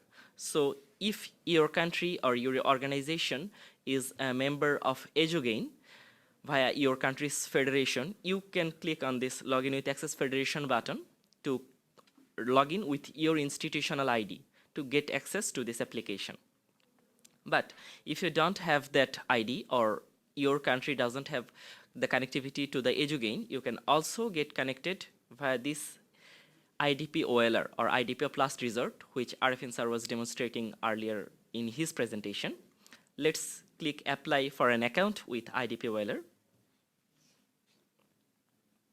Here you can see we have to fill in these fields. let's say our username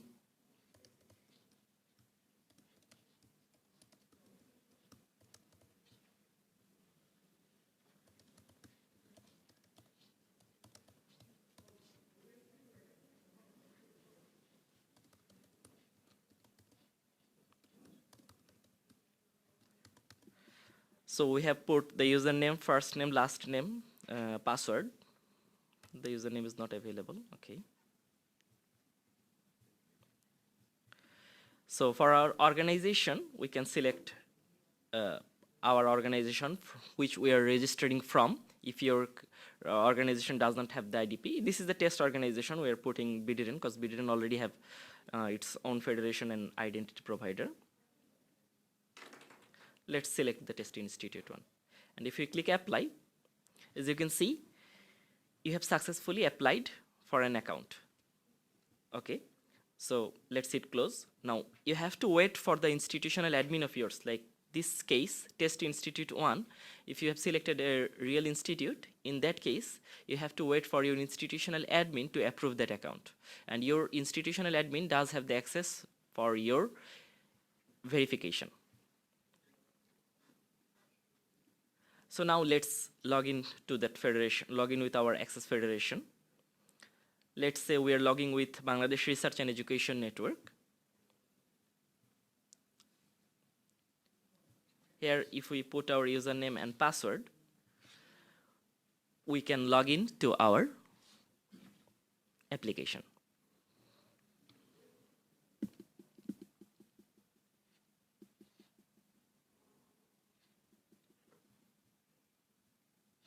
As you can see, this is the home page of this application. Here you can see this is our dashboard. In the top of the dashboard, you can see the transfers, the total number of file sizes that you have transferred, the vouchers that you have sent to the users, which I'll come to that later, what is the voucher, and the total number of files that you have shared.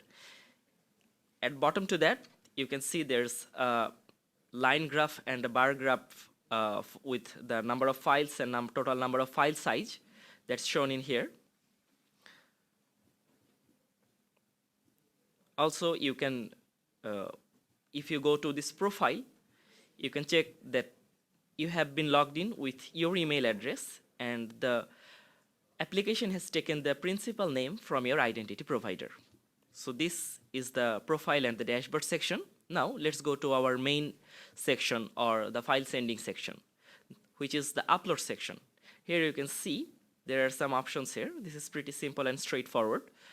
You can upload or drag and drop your files in here. You can browse or select from this directory, or you can directly select a folder and drop it inside of your application.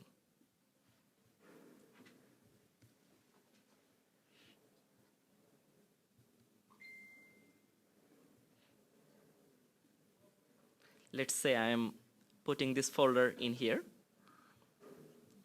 As you can see, I have selected 19 files, and the total size of this file is 17.27 terabytes. So in our case, you can set maximum number of files up to 100 at one go, and you can send that file up to 1 terabyte.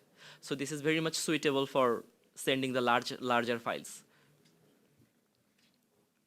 Here, if you click the generate link button, you will get a link and the files will be uploaded and you'll get the download link. But if you want to send that link to your desired person, you can send it from this platform as well. Here you can see that there are some fields like the emailing fields like to, subject, and message. If you write down, like if you want to send it, let's say I'm sending it to myself. The subject and the message fields are optional here. You can put or not. If you don't fill it up, the subject and messages field will be the default subject and message field. Let's click send. And you can see that there's a congratulations message that this file has been uploaded successfully. And if I go to my email address, I can see that within seconds I have received the mail that you have received some files from this user. Okay, if I click on this file URL, you can see that this is not my account, even though it's not my account. I can download all of these files, or I can download each files individually.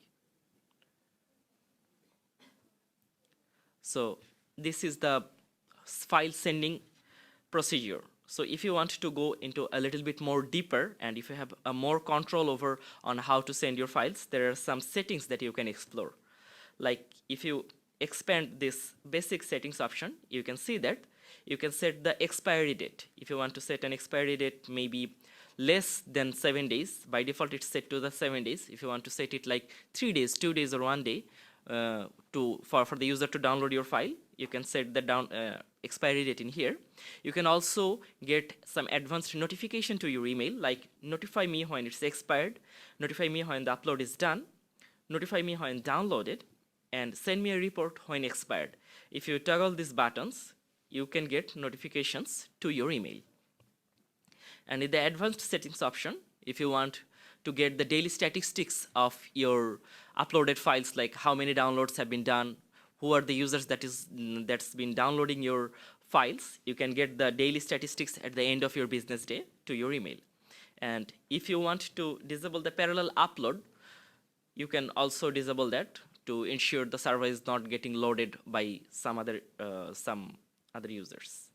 Or in your case, if you want to disable this parallel upload, I mean, if you have a very larger size of files, in some cases, if you try to upload the files parallelly, sometimes the connection gets disconnected depending on your bandwidth. Like let's say, for example, if someone from a rural area tries to upload a very huge chunk of files using this file sender application, in that cases, the parallel upload may hamper this connection, because the bandwidth consumption will be 100% or more than 100%. So in that cases, if you disable this parallel upload, it will upload each file sequentially using that maximum capacity that the user has been connected to the internet.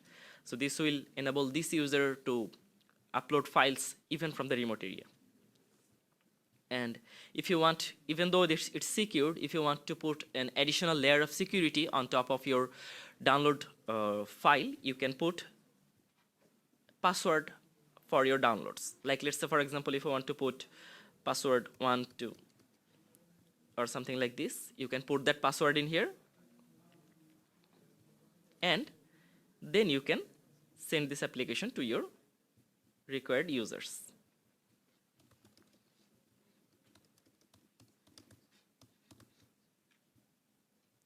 Now if I click send, all of these actions will be done. So okay, this is the upload sections that we are covering. So this is the upload has been done. Now if I go to the next section,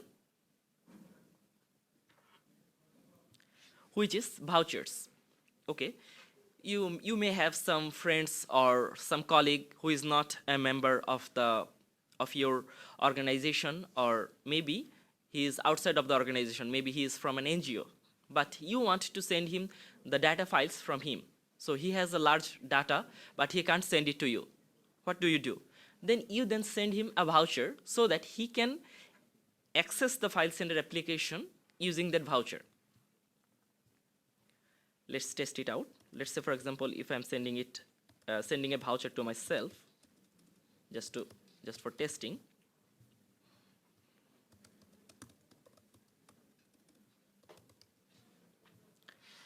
You can see that there are some options as well. You can set the expiry date for the vouchers. So if the user needs to send you the files, he has to send it within this date of expiry. Notify me when upload starts, similar to that notification that we are seeing in the upload section. But in these cases, when the user uploads, you will get notified. Notify when the guest accesses the upload page, can only send to me. So if you want this voucher for the user, that he can only use this voucher to send these files only to you, you need to click can only send to me. There are some advanced settings and the encryption as well. You can click this daily statistics and allow multiple upload option. allow multiple upload will enable this user to use this same voucher to send you these files multiple times during this expiry date. You can also put the password or encrypt this voucher using a password to make it more secure. Now if I click send, so you can see that the voucher has been sent successfully. Okay, so if the recipient goes to his email, you can see that I have received a test voucher from the file sender application. As you can see, if I click on this voucher URL, I'll be redirected to the guest upload option, and here the upload section is almost similar, but this is just for the guest to upload.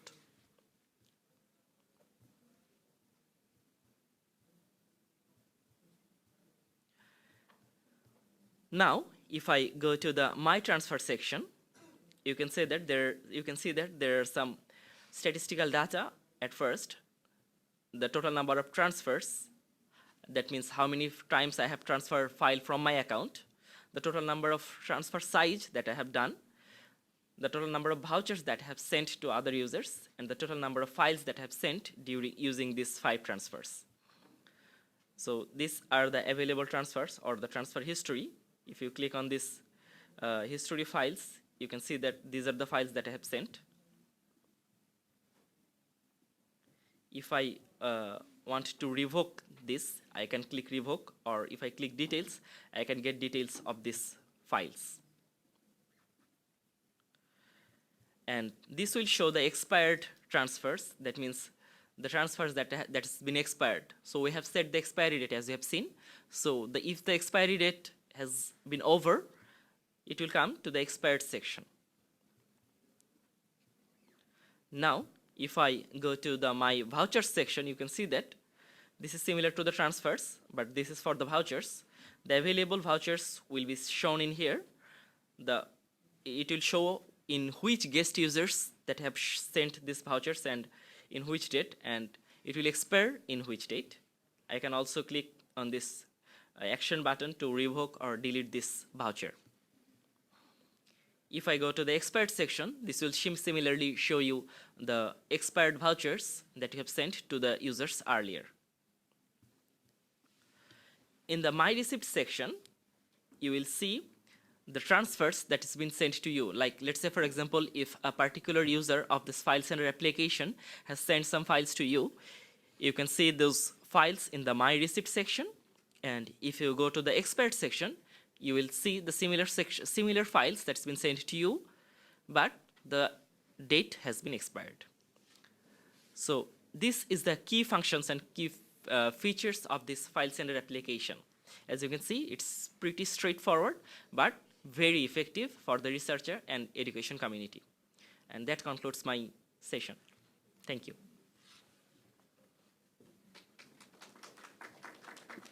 If you have any questions, you can ask.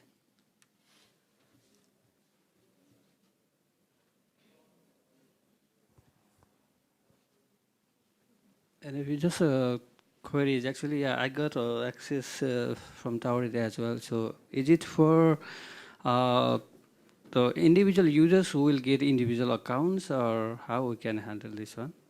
Yes. As you can see, if you have your own federation, then it's pretty straightforward because you are already a member of EduGain and your institution, so you just can log in. You don't need to create, register or anything. It's already been registered. So if you don't have the IDP or federated login service, in your case, your institutional admin, I mean the NREN admin, will create some institutions. Like, let's say for NREN, you'll have to create the institutions like Tribhuvan University or some other universities. And then you have to set the admin for the Tribhuvan University at first. That admin will approve the regular users from the Tribhuvan University, like the faculty members, the students, the teachers, the staffs from the Tribhuvan University. So the staffs and researchers and the faculty members of Tribhuvan University will register under this IDP OLR, and they will select your NREN and their organization as their NREN, registered NREN and their registered organization. Then the request will come to the Tribhuvan University admin. You don't have to manage, the NREN don't have to manage anything. You just need to propagate this to your member organizations. Your member organizations will manage its own users. Yeah, thank you. Thank you so much.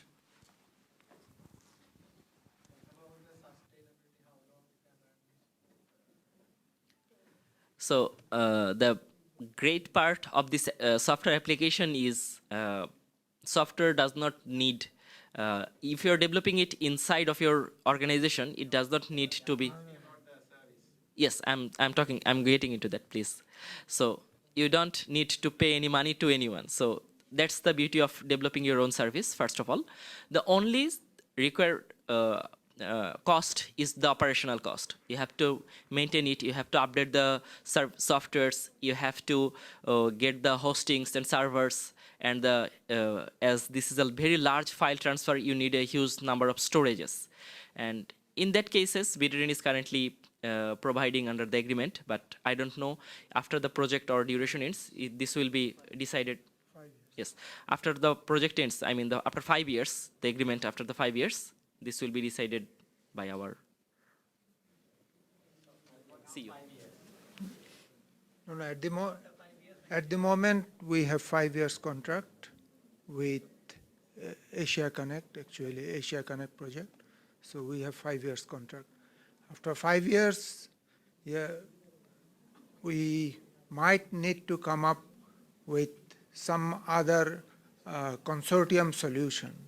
It can happen if the users or if it is within our tolerable limit, it can happen, it will continue. We'll figure out. Yeah, I think APAN can continue. Okay. So I'm That just, is good. I think is the Yeah, if a underline. board member thinks, we can rely. No, but sort of, are we talking, is it a lot of cost annually if you want to extend? Annually, Do you have an idea? not lot of cost, but cost was involved and Yeah, cost, obviously, yes. cost is there. And Yeah, you I know, agree. the storage cost is the Yeah, main exactly. cost. Exactly. If the storage uses is minimal, then actually there is no cost in maintaining the software. Yeah. Once it is developed, it will keep on running by itself. Okay, thank you. Technology update is a cost. The security is actually make sure that the files does not have any kind of spyware and other kind of things. How that is make it sure that taking file from one place to another. And then the development and the software, how it will be sustained. Okay, one is the other issue that the internet and services that must be there. But this, suppose there's something new comes up, a new format of files, can this software support it to send any format file, or it is just specific some formats? Are there anything coming in the future which is not known how it will be? Again, you need to develop. But the security is a main thing. There might be some macro some people put into, and then you don't know what is that, and they steal everything, your data and so on. That sort of malware can, okay, please. So, okay,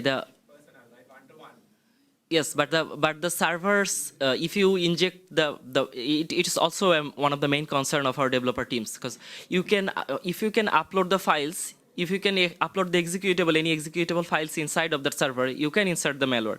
Your concern is absolutely correct. You can inject the SQLs and execute the queries as well. So that was the concern. So we have limited the file formats. Users can't upload any type of formats, like user can upload a .SQL file in our application. Even if he zips that application and send it as a .zip file, it will scan inside of that .zip file and check for the malwares and other software so that it doesn't hamper or get access to the other services. So we have tried our best to get the most of our security ensured.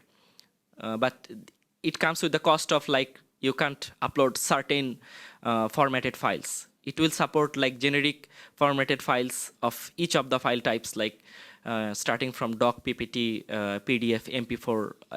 I mean all the multimedia formats, all the doc formats, all the other formats, but not some injectable or executable files. It will scan through those files.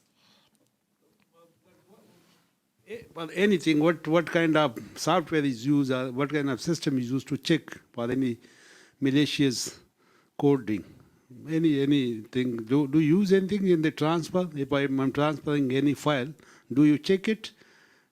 Yes, sir. That is what, you check it? Single file by single file. We have to check that. You check it with some kind of antiviruses and those? Yes, sir. No, it's not antivirus Okay. or something like this. Okay. It's like we are checking it through our own coding. Okay. I mean, we have coded in such a way so that we can check those files, but not like somebody- the if somebody hidden knows, malwares. yeah, if somebody knows your coding, then they can put something which your code will be bypassed. Yes. That is what the viruses does normally. Yes, security is like it's like if you're putting one lock, yes, You it's put- like yeah, a cat yeah. and mouse. If you put one lock, then someone can break it. If you put another lock, then someone can And break the it. second is the sustainability of the software system. If something comes tomorrow new, who will make changes after this project and anything? Who will be the owner of the whole system, looking to the upgradation and everything? That was my second question. No, nobody can guarantee actually perennial sustainability, but for 5 years period, we will be in charge. Whatever modification is needed, we will do it. Thank you, Nafia.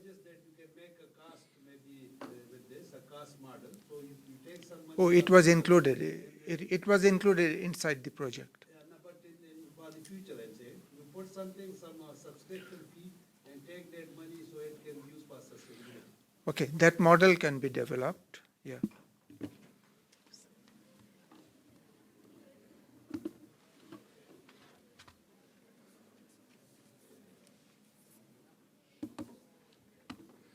Thank you, Nafiu. And also thanks to Asia Connect project, actually 10-star CC. As I mentioned, that this came under the call of, it came under a targeted call for proposal based on the needs that was identified under NREN need assessment. And APAN came forward with its proposal.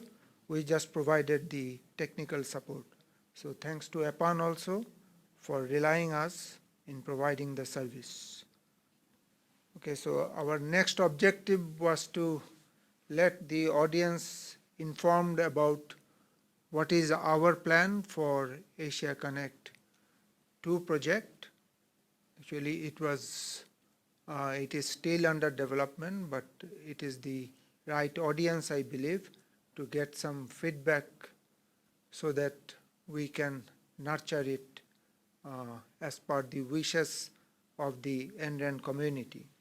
So if we come one by one, then first the overall objectives that we need to put in our proposal, and we are planning for the upgradation of 10 Trans-Eurasia Information Network. We are planning to have some new NREN connectivity.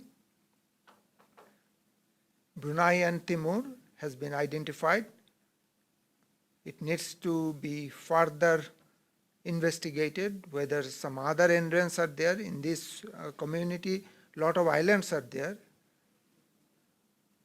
So we can think about connecting all those islands.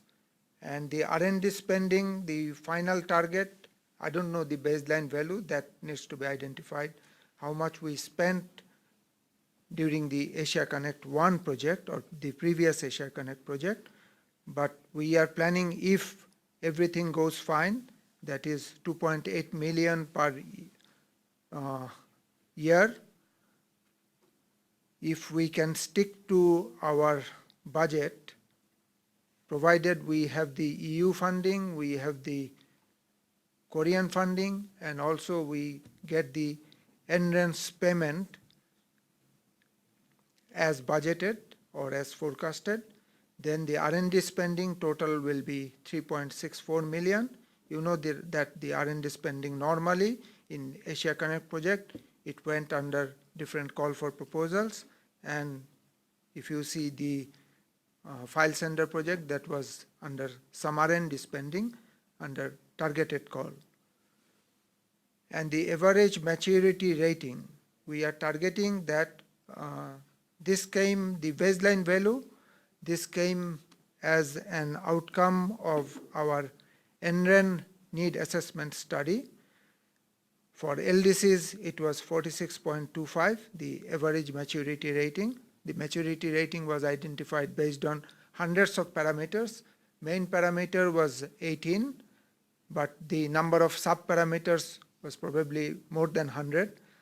So for LDCs, it was 46.25, the average maturity rating. LMIC, lower middle income countries, it was 55. And for upper middle income countries, it was 62. So we are considering, or we are forecasting, that if properly implemented, the Asia Connect 2 phase project, at the end of Asia Connect 2 phase, then we could upgrade those NRENs so that the LDCs can reach a maturity rating of 60, LMIC 65, and UMIC 70. So this should be a good parameter for any evaluator or any financer. If they want to see the performance of the project, then it should be the most identifying parameter that I will say. Now the specific objectives, and here your inputs will be very much needed. Few of them are there, like bandwidth capacity, upgradation. We have a few 10 Gbps connectivity. Backbone means the connectivity using which 10 is connected with the outside world. That means with other continents. So at the moment, the gateway connectivity is 670 Gbps. We have 3 connectivities which are less than 100 Gbps. One is China to EU, one is India to EU. They are 10 Gbps connectivity. And New Zealand to United States is 50 Gbps connectivity. So we are thinking that we can make all of them 100 Gbps. And in that case, we can make the existing 670 Gbps gateway capacity to 900 Gbps capacity. Similarly, the traffic volume, that will also increase. The previous traffic volume was 48 petabyte.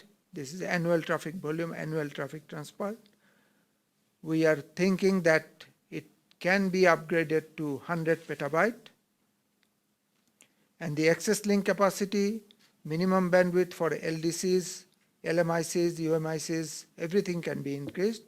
So the figure is there. I am not going by individual item, that will take time, but I need mainly your inputs on how we can nourish this document, or whether we are missing something in setting our targets. Suppose under OC10, creating technically certified professionals, we were considering previously, we were considering only the trainees and trainers. Now we are focusing on, okay, trainees, it is fine, but they must be capable of, we must be capable of producing certified trainees. So that needs both focus and attention from the trainers, from the project perspective, and also for the trainees. So we need qualified trainees also. And we have set some targets that for LDCs, we shall have at least 3 network plus engineers per country. So this is all per country, new 3. For LMICs, it is 5.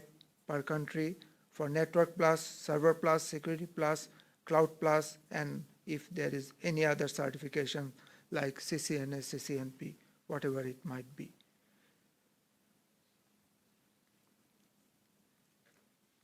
Then comes the strengthening of NRENs network. We are focusing connectivity to the number of universities.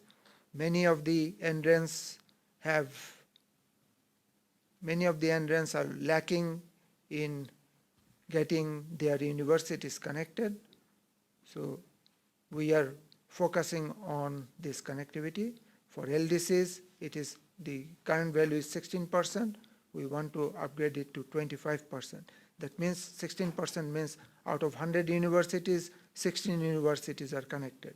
So we want to make 25 out of 100. For LMICs, at the moment it is 42 out of 100. And for UMIC, it is 40 out of 100. We want to make both of them at least 60 out of 100. Then the participation in federated services.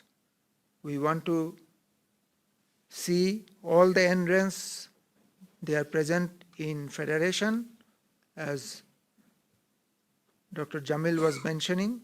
So if we have federation, then we can have actually many different services we can provide. Then access to EduGain. We want all the NRENs to be part of EduGain community. Federated access to publishers, it is very important. It took us quite a while to connect the publishers, because without connecting the publishers, we cannot provide federated services or access to the publications from different publishers for the universities. So for BDREN, we have established connectivity with 15 publishers as of now. We hope that we can have more publishers connected to our network. And at the end of this project, we want all NRENs to get connected to the publishers. It might not be possible to get connected to all publishers. It is very difficult because we don't know how many publishers are there.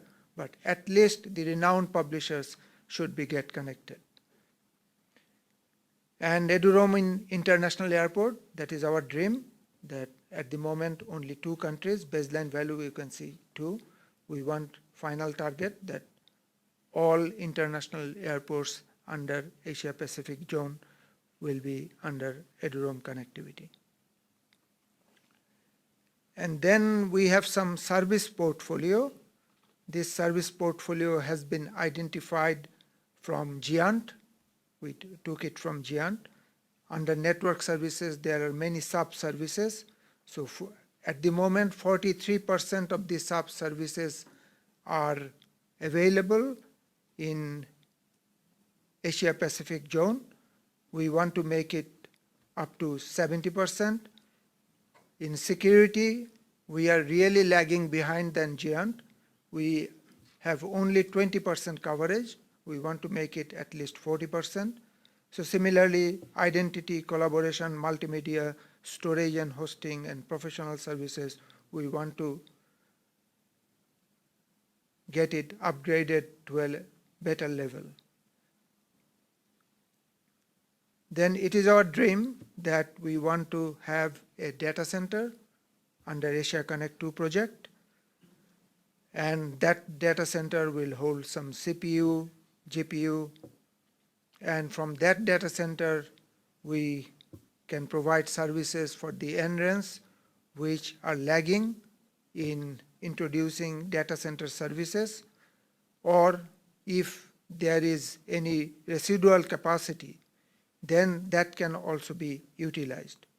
Or if there is not residual, if there is some overflowing capacity, suppose if BDREN needs some VMs from Asia Connect, then also from this data center, they can avail that service. Offering hosting services for NRENs, we want CDN services. That was a prime requirement that came up under the NNA survey. So we want to install Google and Facebook cached server. If we have data center, we can do that. Then DNS web and email service, mirroring for software and database service. That also is under our plan. Then not only the digital content services, we also want to populate our servers with digital content or our network with digital content. And that's why we were considering that subscription of ebooks, subscription of e-journals, and subscription of MOOC. Actually, under project grant, not all the services are possible. So we have tried to bifurcate it into two different services. One is purely under grants and one is subscribed services. So ebooks, e-journals, if some NRENs want to take this service, then they must subscribe. Like our Zoom services, we are offering to all the NRENs at a very minimal cost, but you have to pay. It will Zoom services, because we are paying for the Zoom services. We mean SIGREN. We form SIGREN, South and East Asian countries NRENs. So if you want to take that service, yes, you can take that service at a minimal cost, but you have to pay, because we are also paying. As SIGREN member, we are also paying. So if we introduce ebooks under subscription of ebooks under Asia Connect 2 project, then it is a subscribed service. So depending on number of institutes, you have to also pay. So if you pay, you will get this service, but that service will be available. Same goes with e-journal, same goes with MOOC. And then, as I have already mentioned, subscription of Zoom licenses. Then establishment of persona. We want to establish it in all, we want to cover all NRENs under persona services. And within the NRENs, we have set our targets that we want to include our members and universities to be under persona application, so that we can measure the quality of services given or offered to the universities or to our members. Under security services, we want to have a 10 CM, and we can also have CSIRT, and we want all NRENs to be under MAN RS compliance. And plagiarism checker, as you know, it is a very much demanded service in our country. So we want to bring plagiarism checker also under subscription services.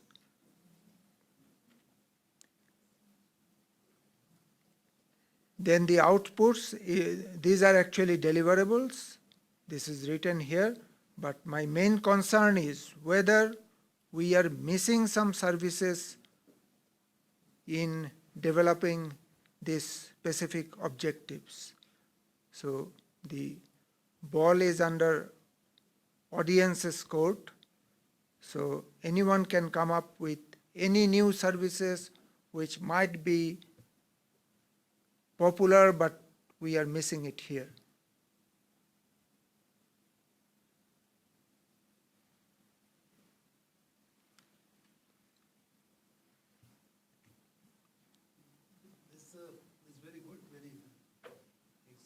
Excited things that you have put on the slides, very important, some of them.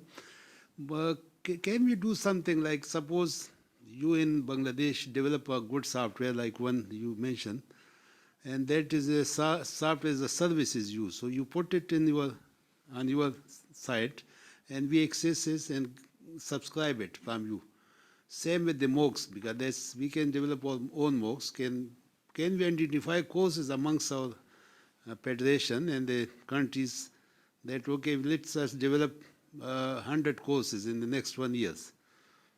And then we put those courses on our network, some of them free of cost, some of them subscription payment, minimum subscription payment. So that can actually develop the capacity development that I'm talking about, our own capacity development, not relying on other people's.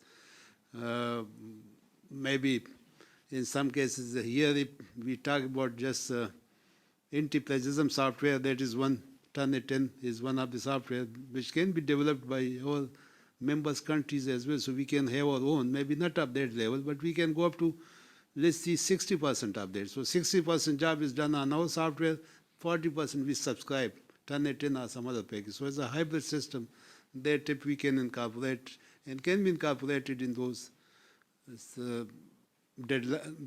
topics you mentioned. Yeah, it is a good suggestion, and it is actually there, although it didn't came as specific objectives, but I will share a survey form with you to fill it out for identifying the priority of services, and in that you will find that software license is there. So it is a good suggestion. Yes, not only Turnitin, we might need, suppose we might need to subscribe AutoCAD applications, or we might need to subscribe MATLAB. Okay, so that should come under specific objectives as well. Yeah, that is a good suggestion. Thank you.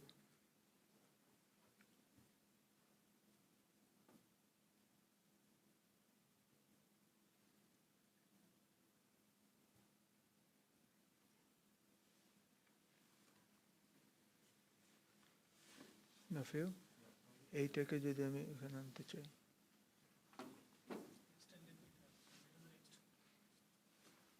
এইটাকে বড় করে দিতে চাই যদি। Yes, Karma, please. Yeah, I just have a comment on the. Can you please select the laptop, please?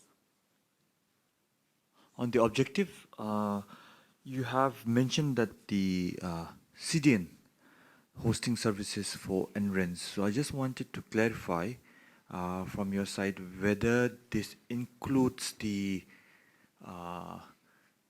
peering with the CDNs that should be pursued by the consortium such as TN instead of NRENs. Of course, in addition to what NRENs are doing, I think NRENs are already peering with the network operators that host the CDN cache.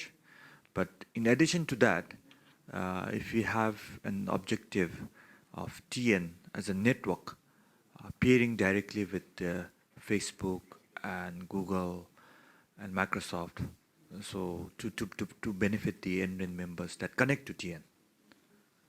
Yeah, that is actually our plan. Okay, if we have a centralized data center, we can use that data center to get paired with Google or Facebook cache. Suppose we used to take cache from NCAN, Facebook cache from NCAN. So now we have our own Facebook cache server. And why we didn't have it before? Because if you don't cross certain limit, then Facebook will not allow you to get connected or get the pairing. And now, when we cross that limit, Facebook has installed at its own cost.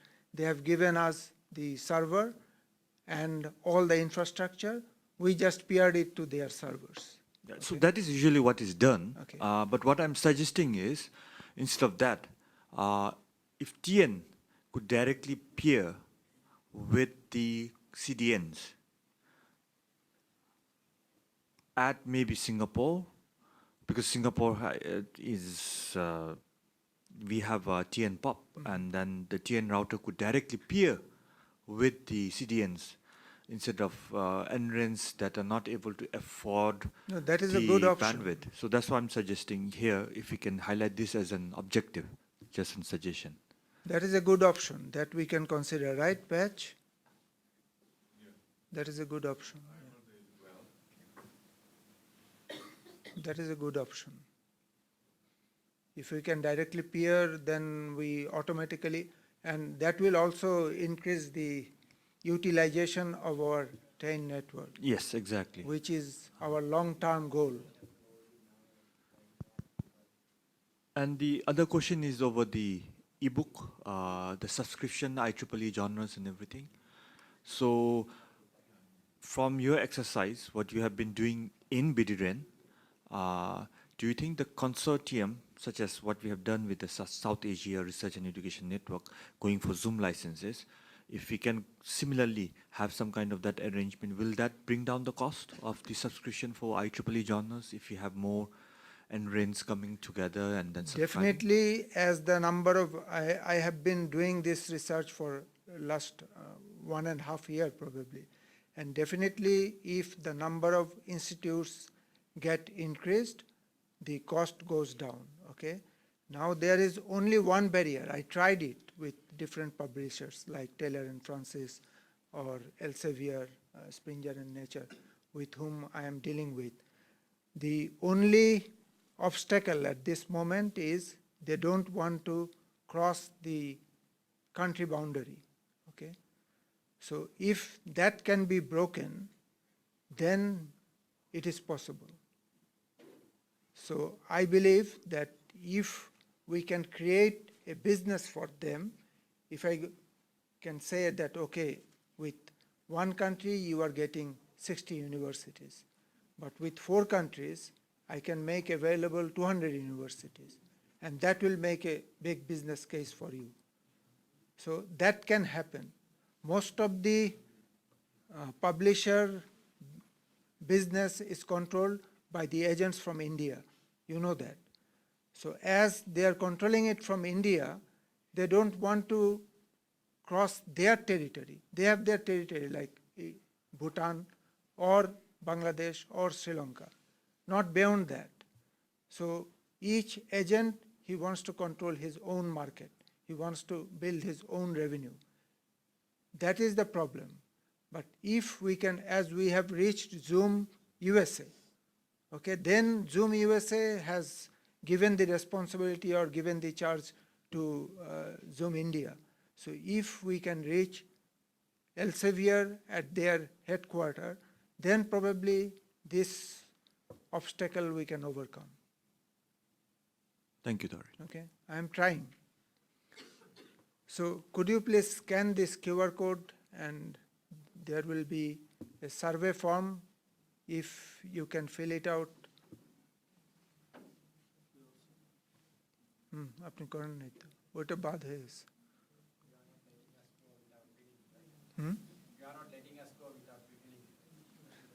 No, definitely I will let you go because I have to go. Without letting you go, I cannot go. Because I am already 15 minutes, I have taken more time, sorry for that.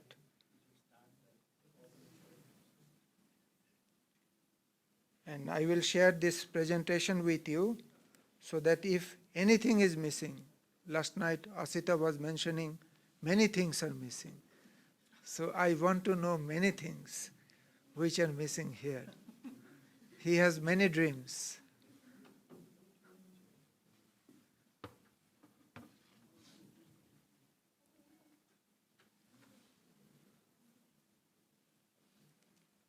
পাওয়া যায় হ্যাঁ and once it is filled out, I will try to share it with you. How shall I share? If you can place the email address right beside your name, then I will share the priority of services. This is just figuring out the priority of many different services.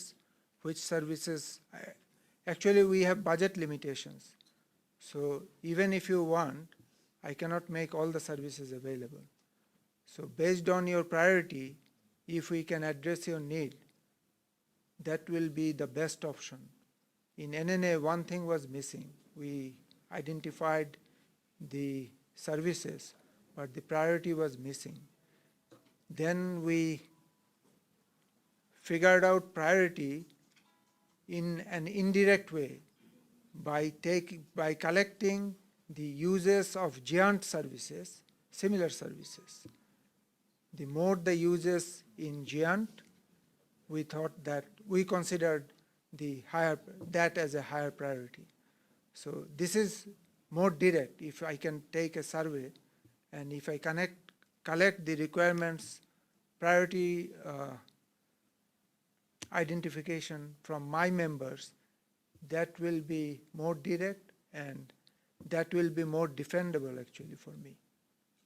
So I would request you to please fill it out and submit. And with that request, as time is already, it is already lunchtime, I want to wrap up this session with a big thanks to the audience for two back-to-back engrossing session actually. And my special thanks to all the panelists and presenters who participated in this presentation. And please note that this emerging NREN program is not only for DRUCREN, not only for BDREN, not only for LEARN. Anyone who wants to present, I was offering Nanjid, whether he wants to present something. Whatever you have, you can come up, you can share. Maybe you might be a smaller NREN today as we were before, but from you we can learn many things. So I would request all of you to come up in the next APAN with your updates so that others can learn from you. Chairman Paul, you want to say something? Thanks for showing up. Next time I want a presentation from you, Thailand updates. Thank you very much.